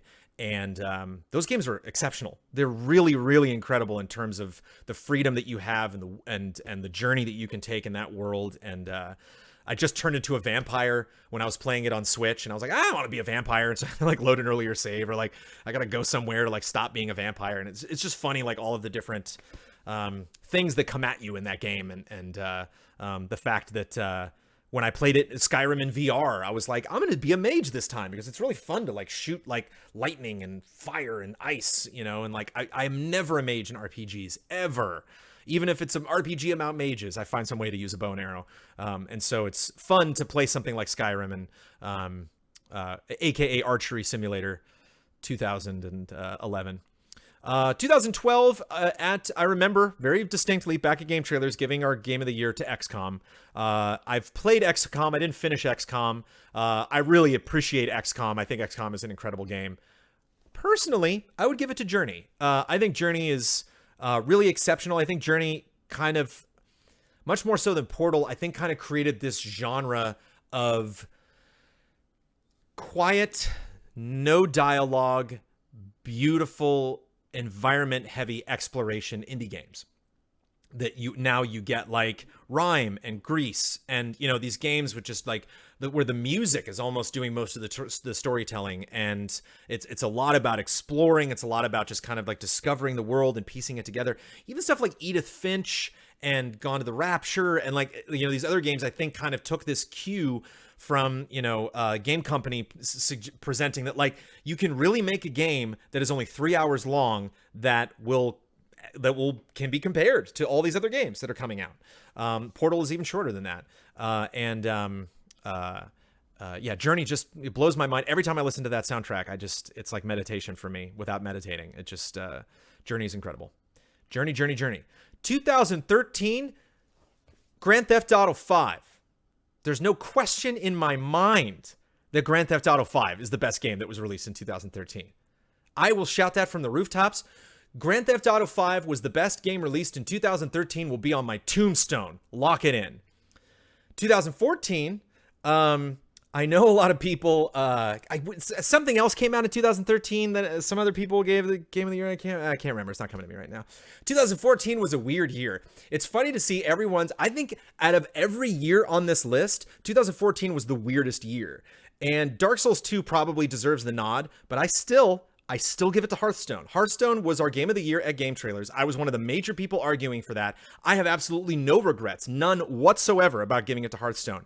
Multiple people at Game Trailers played Hearthstone every single day of 2014 and then got to Goaties and they were like, it's all right. And I'm like, then why do you play it every single day? And they're like, I'm just like addicted to it, I guess. I don't know. Like, no, you play it because it's amazing. You play it because you look at Dark Souls 2, and Dark Souls 2 is great. I haven't played Dark Souls 2. I played Dark Souls 1. I didn't finish it. But Dark Souls 2 took a lot of the things that Dark Souls 1 did and improved upon them. Arguably, some people, you know, our retrospectives openly states that it's not as good as Dark Souls 1. Brad and Ian and all the guys have confessed as much, that Dark Souls 2 is a step back from Dark Souls 1. But still, they're like, when you look at the weirdness that was 2014 Dragon Quest Inquisition, you know, like there's just no perfect goatee. There's just no one thing that like most gamers can agree upon. When I look at Hearthstone, and maybe I have maybe I have like my own unique perspective, because at the time I was developing a digital card game. I did create a card game that I did not have the time to actually maintain, and you know, I'm grateful for the lessons that I learned when I was making that game, but I realized, hey, this is way too much work. And one of the reasons why we didn't finish development on that game was because of Hearthstone, was because we looked at things like Magic the Gathering, we looked at things, you know, other, you know, indie card games, some browser based, some games you had to download, some were available on consoles. And we really wanted to like pick up the pace and just kind of present things in a different way, make it easier to access. And then Hearthstone came along and we were like, like Hearthstone just took an established genre and was basically like, here, this is how you do it. It was kind of like Overwatch. They were just like, this is it. Like, this is how you make card games now. And I think that's one of the main reasons why I give it that credit, because it's really something to kind of come along to an established genre and drop a bomb like that just makes everything look boring, you know, because something else comes along and is just prettier and fresher and more exciting. And being a Warcraft fan and how they incorporated it, and the fact that it was on PC and phones and iPad, you know, it was just such an accessible, fun game. It was free to play. Like, there was just so many things about that game that made me happy, that when we got to the end of the year, every other game we looked at was like, yeah, this game, but, and yeah, this game, but, and I was like, Hearthstone. And they're like, yeah, but it's Hearthstone. And I'm like, that's not an excuse. that's your reason for not doing it, is it just can't? That like there's some games that if every game sucked but Madden in one year, it's like, well, we can't give it to Madden because it's Madden. Like I hate, I got frustrated by that take. So yeah, Hearthstone, suck it. 2015, The Witcher 3 Wild Hunt was the best game that came out in 2015. There's like other stuff that came out in 2005. I don't know, there's a lot of games that came out this year. I don't know. But Witcher 3, clear winner. 2016, I did not play Uncharted 2 or 3, but I did play Uncharted 4, A Thief's End to all the way to the finish. And boy, oh boy, is that an excellent game. I would definitely give it to Uncharted 4. But I'm currently halfway through Doom, and that Doom is a good game. I don't know if it's better than Uncharted 4 good, but shout out to Doom from 2016. And then now we're getting into Easy Allies territory. So these are, the GOTYs that we picked.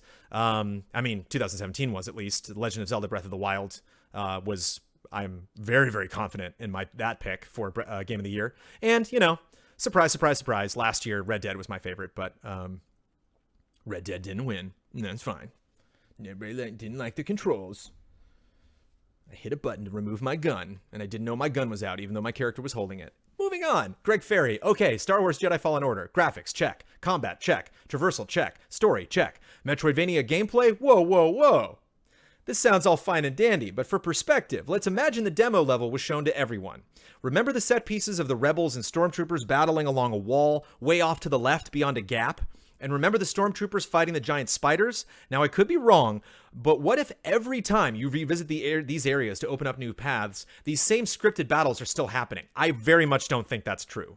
I'll continue this statement, but I'll get back to that. Every enemy always standing in their exact same spot as the first, second, 100th time you pass through a previously visited area. This seems very crappy to me, Brandon. What do you think? Do you know otherwise?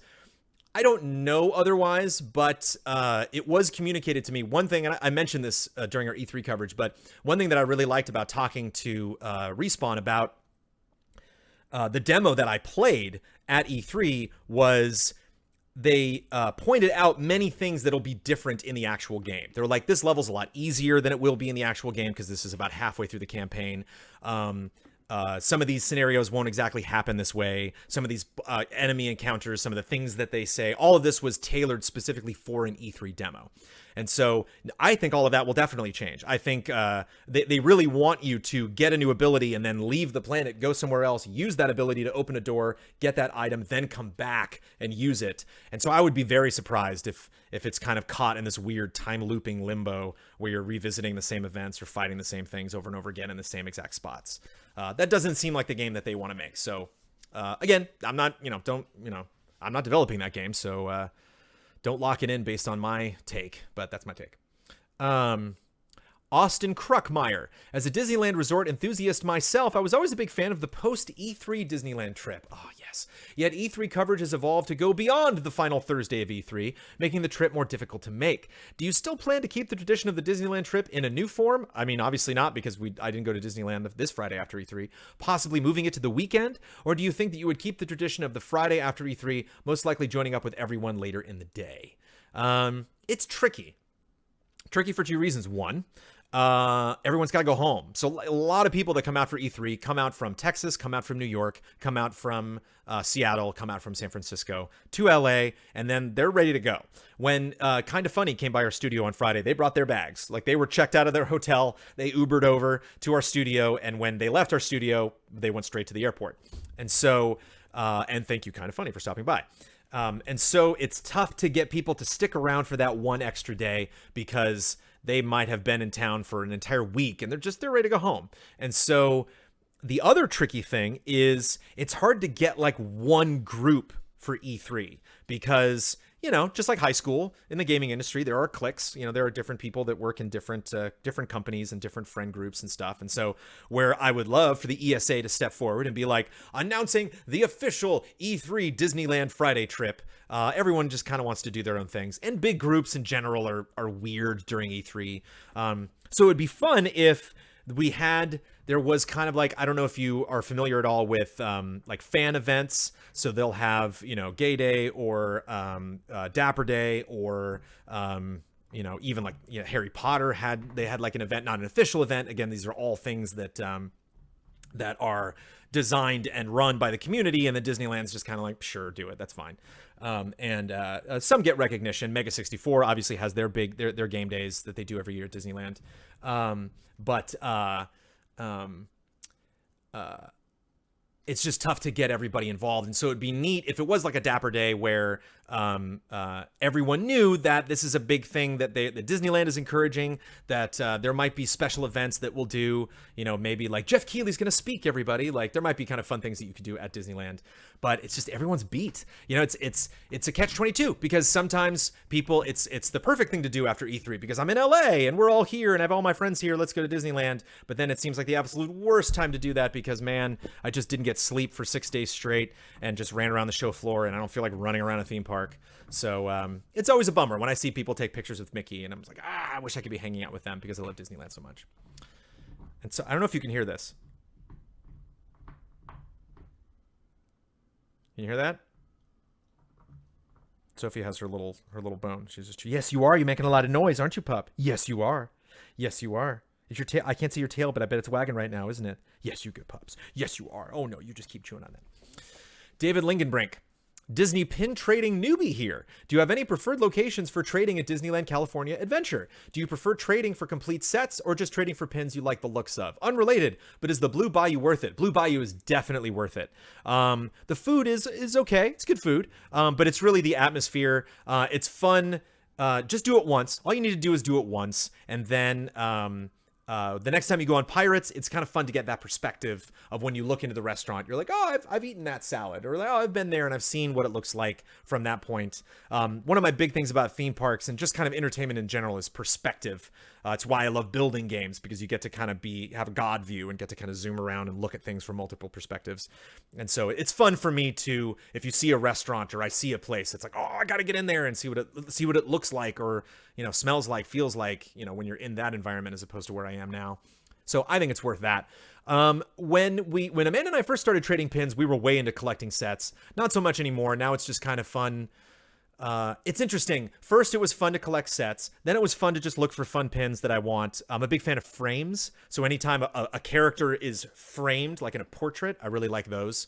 But now it's mostly just fun to talk to employees. Now it's fun to just kind of break the ice with someone and be like, hey, oh, these pins are cool. Wait, what's that character? And they're like, oh, that's from that Disney XD show. And I'm like, oh, I haven't seen that. And they're like, I haven't seen it either, but it looks interesting. And then sometimes these spark interesting conversations, and it's fun to see, to kind of transform these employees from just someone there in a uniform to an actual person that has interests and has their own favorite things that they like within Disney. But I think my favorite place to go was, and I don't know if this is still a popular hangout, but in Frontierland. So if you're in the middle part of Disneyland and then you cross the bridge into Frontierland, right when you get past the gates and the sign that says Frontierland, immediately to the right, right before that first door there, right before the shooting gallery, there's a place where people hang out. And that's good. It's nice and shaded, and people will be showing off their sets. And that's also kind of fun, too. When somebody has their own book, it's just neat to go over there and flip through it and look at all the big, crazy pins. Daniel Ribeiro. In one of the Cup of Jones episodes, Amanda talked about how much that whole Mysterious Monsters concert period, your anxiety was so high that the techniques you used didn't work. I get anxious very rarely, but when I do, I just can't sleep. Even if it's a good thing, I just can't relax enough until the sleep settles in, and I usually stay awake most of the night. This happens on the Sunday of the last episode of This happened on the Sunday of the last episode of season 8 of Game of Thrones. I was right there with you, man. We were in Kauai, and I couldn't sleep either. I was just staring at the ceiling like, why did they... Actually, no, it wasn't that. It was the episode 7. Could you please go into detail on what those techniques do and how effective they are? I'm not sure I'm the only one that could benefit from them. Thanks in advance. I mean, it's meditation. Again, it's at least before the concert. What was our concert on Saturday? I think of that Friday before. I don't remember what day of the week that was, but whatever day of the week that was, that day before, I meditated for 20 minutes, which is way longer. I usually just do 5. So again, set a timer, breathe in through your nose, out through your mouth. Try not to think of anything. You will think of something. Try to brush those thoughts aside. Try to really just focus on, on nothingness if you can. Sometimes I'll kind of imagine my brain going through a tunnel. I'll just kind of like visualize just like, like a toilet paper tube, just some really long, tunnel that I'm going through, just to kind of like, separate everything else and just kind of get a sense of like, for the next 5 minutes, I'm just going to be moving forward and focusing on this one thing.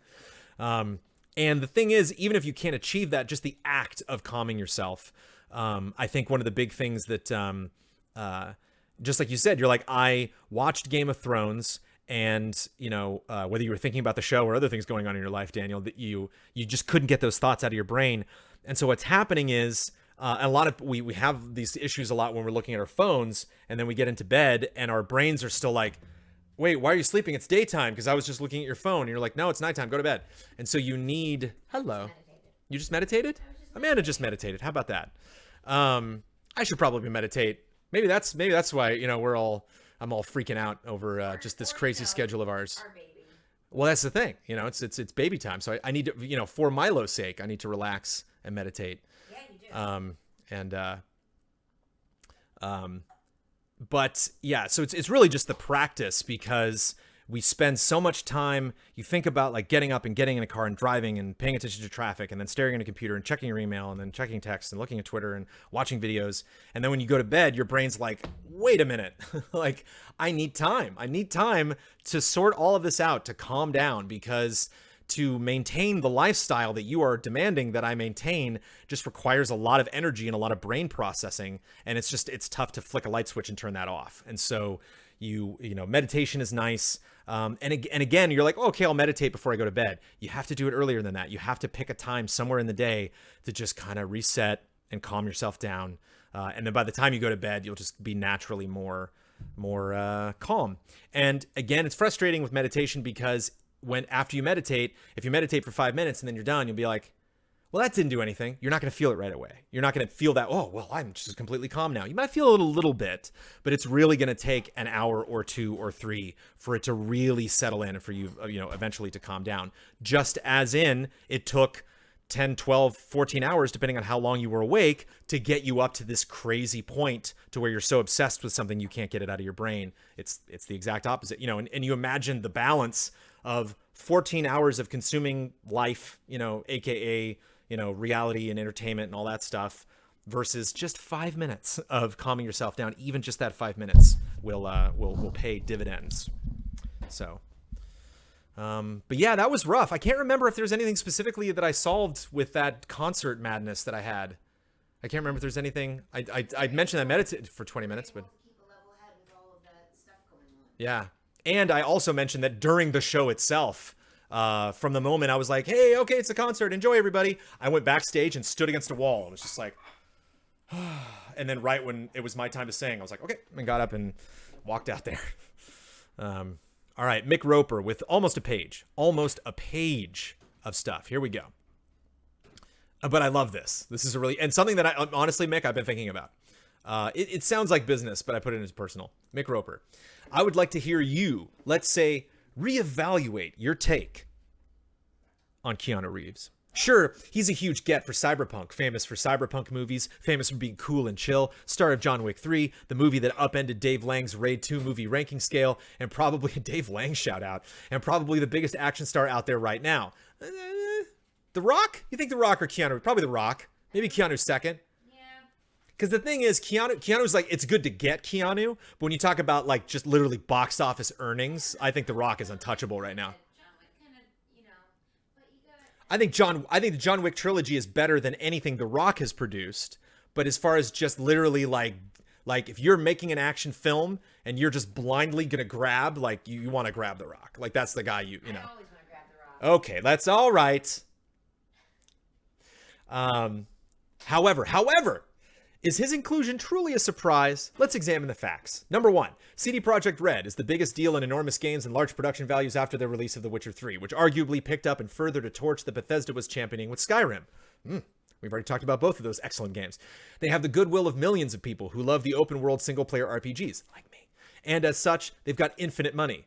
What does one do with infinite money? Number 2, hire celebrity talent. Before E3, we already knew that Lady Gaga is going to be in the game. I didn't know that.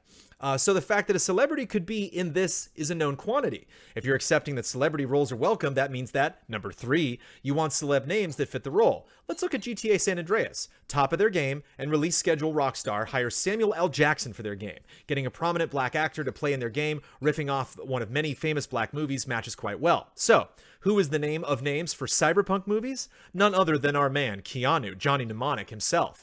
It couldn't have been anyone else. So let's dig into Sega. Sega is a big company, but unlike the Rockstar and CD Projekt Reds of the world, they get by on a lot of small releases. As such, profit margin is a lot bigger deal. So that brings us to the first point. 1, translation is a high-risk prospect. Unlike the most anticipated game to be heard about in quite a while, many non-mainstream Japanese games get very little press or attachment. If you're translating a game, you're rolling the dice. Without a proven market, you may just be throwing money away. If it was a guaranteed thing, Nintendo would release Mother 3, which is one of the highest demanded non-translated games out there, with way less text than PSO2.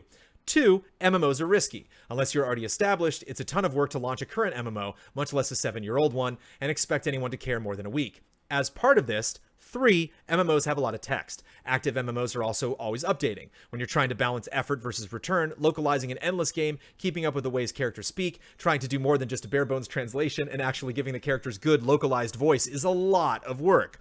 Even with Microsoft funding here, doing this project at all is a big risk. No one is going to play it. So with all of that said, I ask you, which is more surprising? A rich company that's on top of the world discourse popularity can do no wrong for a large portion of the gaming populace, working on only one game, hiring a guy who is famous for cyberpunk roles to play a cyberpunk role in their game, or a company that has made bad decisions before and is more averse to risk, a company that is working on 10s or 20s of games at a time, a company that will almost certainly get more money from its other projects than this one, spending their time localizing a game that never ends, spending time on something that if they suddenly turn around and stop localizing will get thrown under the bus, taking on a project that there's no win state for, no end to the drama, hoping none of their text changes breaks a game in a way that a Japanese client isn't, spending time on something that already has a fan translation that is the most hardcore have already used.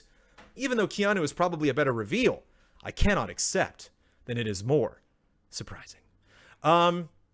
It's more surprising because people don't know Phantasy Star Online 2. It's more surprising for a specific type of fan. But I should have read that slower. I'm sorry, I was having too much fun.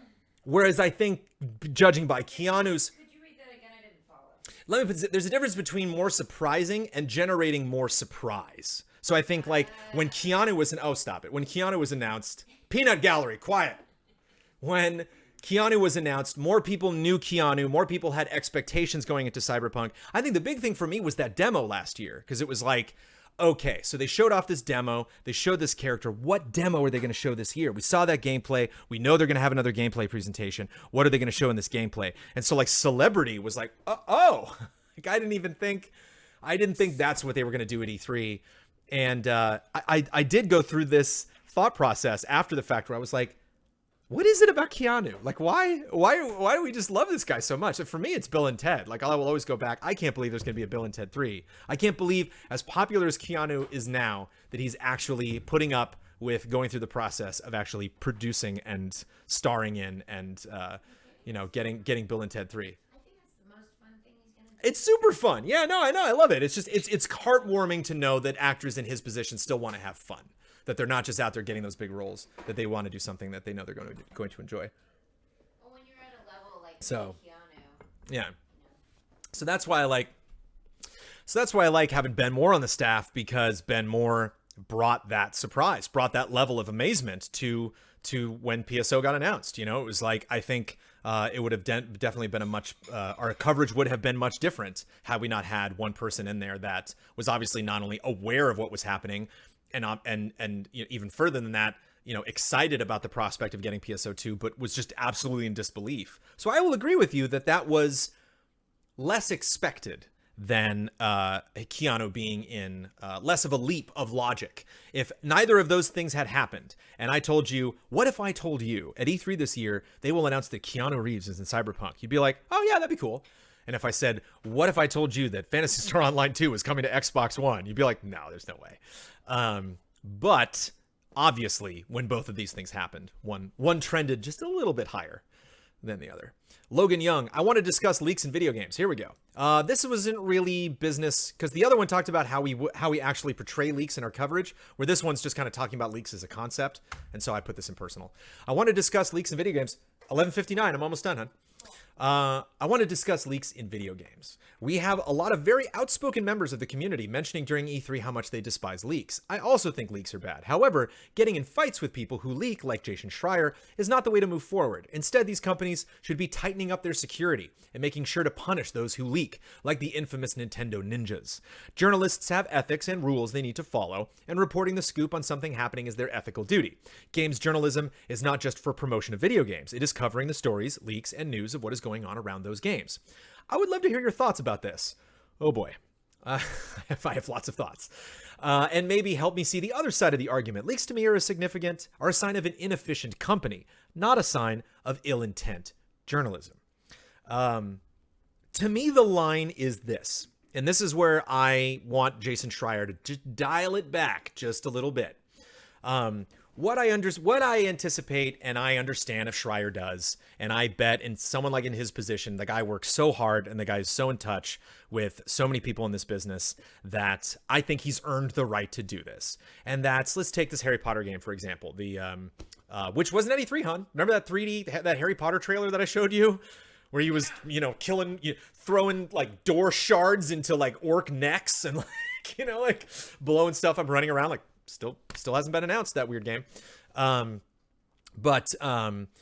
like that gets announced, or that leaks. And we all see this trailer like, whoa, what's this? And is this going to be next gen or is this current gen or what's going on here? And then, Jason Schreier or other people at, Games Radar, Game Informer, some people might come out and might be like, yes, this is a thing. Like we've known about this. This is what you think it is. I can confirm that this actually is a real project. Okay, stop, Schreier, stop there. You did it. You've confirmed it. Now you've done your editorial integrity. You've done your journalistic integrity. Your duty of confirming what you know. Stop. What upsets me is he's like, and it's being developed by this company. It's probably going to come out in this year. It involves these characters. Here's the story. Here's gameplay elements. Here's the first time that I played it. Here's another game that it might have been. Here's a developer that was originally going to work on. It's like, this didn't leak.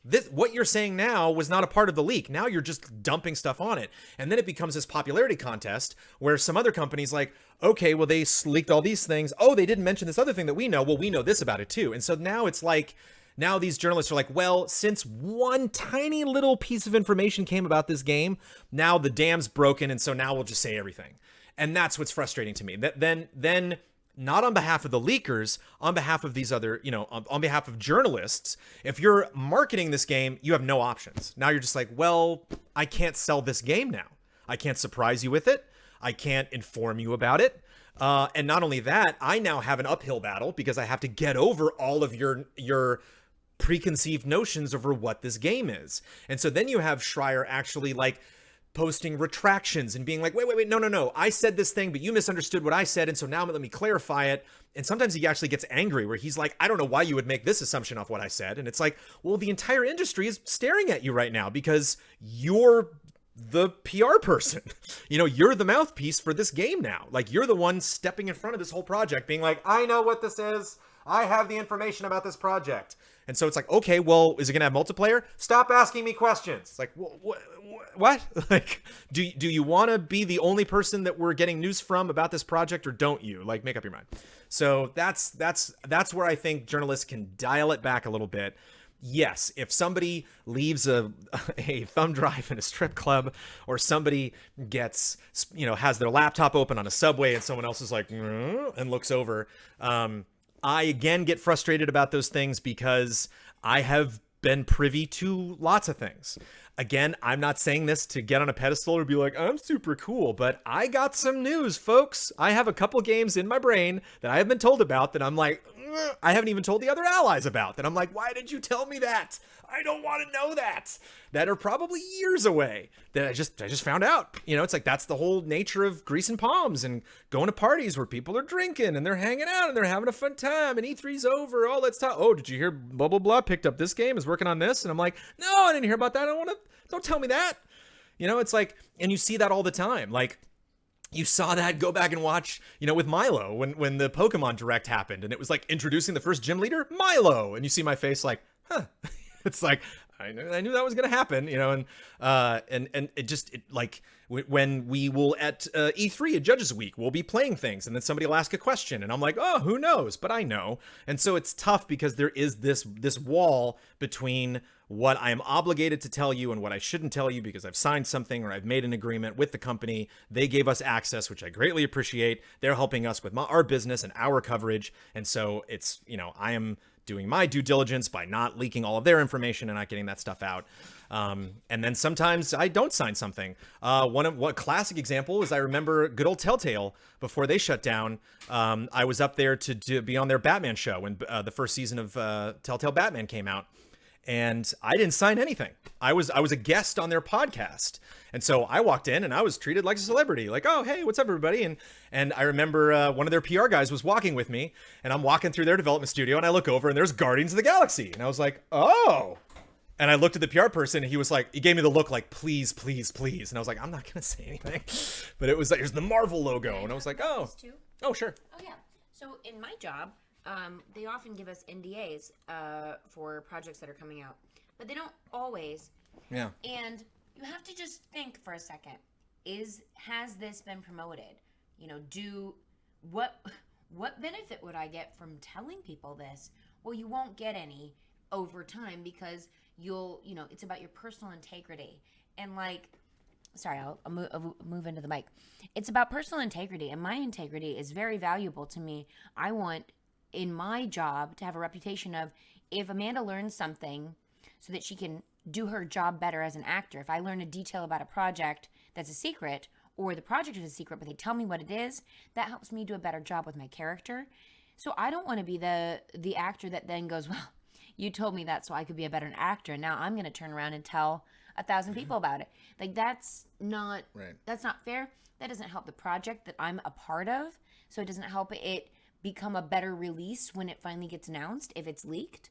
So to me, I think it is not just a business choice, but an ethical choice. And I value the privacy of these creative professionals, and I want to support them and support the project that I'm a part of. So, but I don't envy. That's all I wanted to say. But I don't envy you because you, like, a lot of times people in your position have so many projects rattling around in their brains. I remember Ming-Na for Disney Infinity. They were like, "So have you done anything? You used to do voiceover. Have you done anything recently?" And she was like, "Oh, I did Mulan for Disney Infinity." And the audience was like, "What?" And she was like, "Oh, whoops." Yeah. So it happens.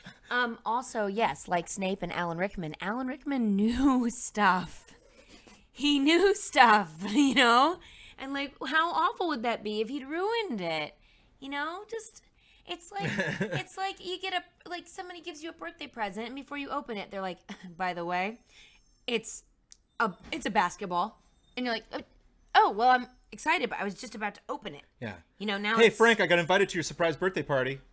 You're like, "Wait, why did you say it?" "Well, we're friends." That other guy was trying to like sneak a birthday party on you, and I didn't think that was fair. Yeah. It's my integrity as your friend. Right. And it's like whenever I talk about this stuff, like my soapbox alert goes on where it's like you're preaching. Like I don't want to. This is a messy industry. It's got to be near impossible to make stuff like this happen. To literally fly Keanu out, have Keanu get off the plane into a limo, drive all the way over to the LA Live, get out, walk up, and have nobody be like Keanu, so it's really, really hard to pull stuff like that off. But when it does, I like it, and I appreciate it, and I respect it, and I think it should happen more often, and I want it to happen more often. And so what frustrates me is not just that like leaks happen, they're going to happen, that people have stories that they want to tell, people have headlines that they want to get traffic on their website. Like all of this is not going to go away, and I'm fine with that. It's just that when it does happen, that people, when I see people that aren't like, "Oh, that was unfortunate," they're like, "Who cares?" And it's like, well, I care. I mean, it's obviously that's not the way that this should have happened. Obviously that's unfortunate that it happened. So getting back to kind of what you're saying, where you're just like, that leaks, most of the time are not a sign of ill-intent journalism. We just talked earlier on this episode of Cup of Jones how we talk about leaks on our podcast when we feel that they've kind of crossed this line of it's gone from something that you could sneak and find on the internet to now this is pretty much public knowledge that this game is happening or this leak happened.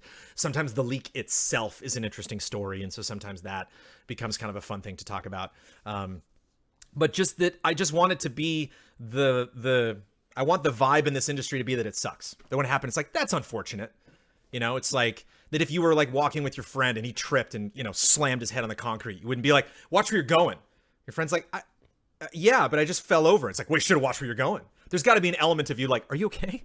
Like, that's unfortunate, that thing that just happened, and it's like, I feel some journalists are like, what? The marketing company, PR, I don't care. It's like developers are like, yeah, developers, and marketing's like, boo, marketing. Let's try to even it out. Parasite Paladin. It's been a while since it's second to last question was the leak question. We were in danger of adding a whole nother hour onto the show. It has been a while since I asked, with the very important question from Parasite Paladin. It has been a while since I asked, and I have not caught up with Cup of Jones. So, did you ever get a chance to try out the mobile game, The Battle Cats? If so, what did you think? I did try out the mobile game, The Battle Cats. Battle Cats is actually one of a genre that I want to see more of. And if anyone out there, follow me at Trailer Jones, email me, Brandon at Easy Allies. If you know of any other games that are in this specific defense genre, I want them because I really, really love this genre. And it's like tower defense, but it's just linear. So there's two towers on either side of the screen or either side of like the playing field. And you summon troops. You have a currency that is slowly building up, kind of like a cooldown basically. And then you have certain troops, and obviously the better troops are more expensive. So it's this challenge of like, should I just summon a bunch of little tiny guys right now, or should I summon a big stronger guy? And then these dudes just walk toward the other base. And then the other base is sending towards Castle Storm 2, which was announced during the Kind of Funny showcase at E3, is one of these guys. And I love this genre. And so then your troops start fighting in the middle of the base, and then you might get abilities to just launch like missiles or lasers or something to clear the battlefield, or you might be able to give the individual soldiers special abilities.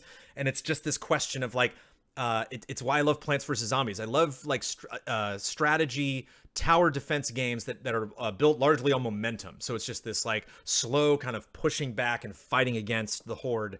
And then you get to a point where you'll just get like destroyed on a level and you'll think, okay, maybe I got to go back to previous levels and then just kind of grind them a little bit to get experience, because it's also fun for me to go back to earlier levels now that my troops are a lot higher and I've leveled them up, and they just kind of storm through and just one soldier by itself will go up and smash the base to pieces.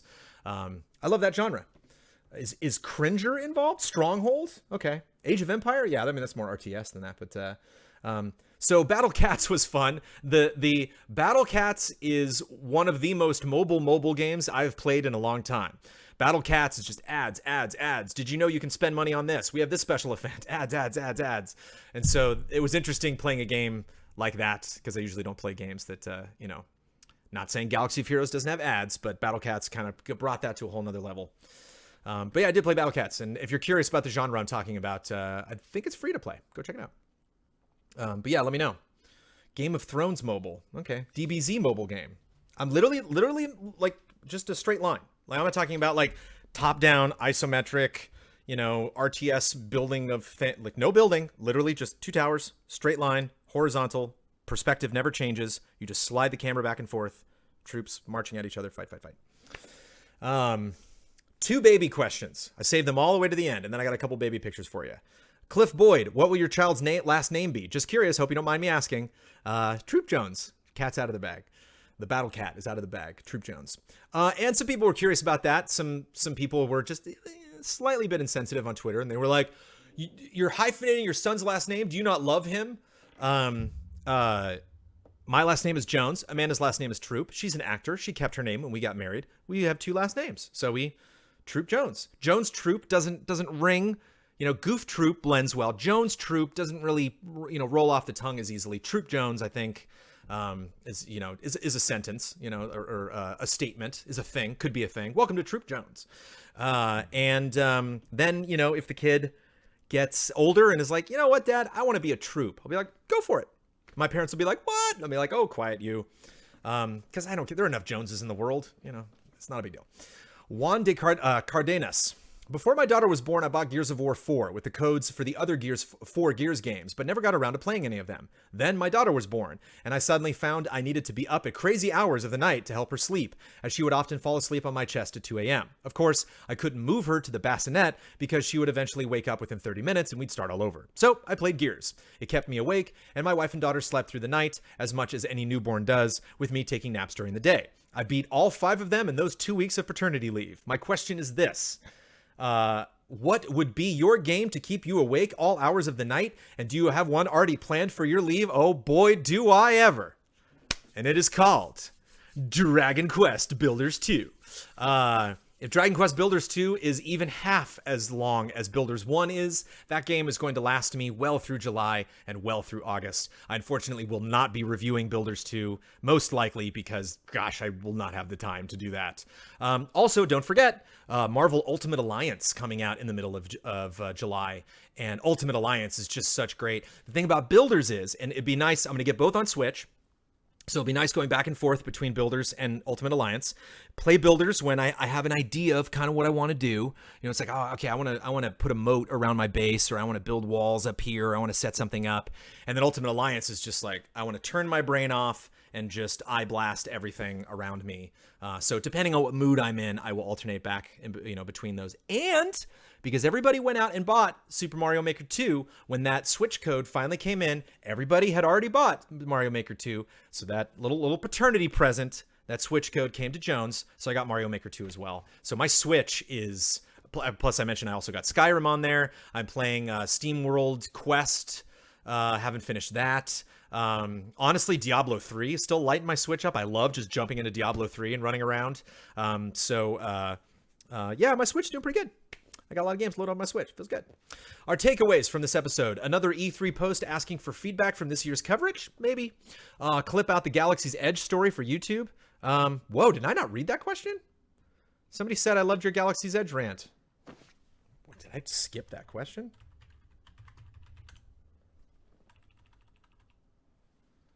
Maybe I did. I don't know.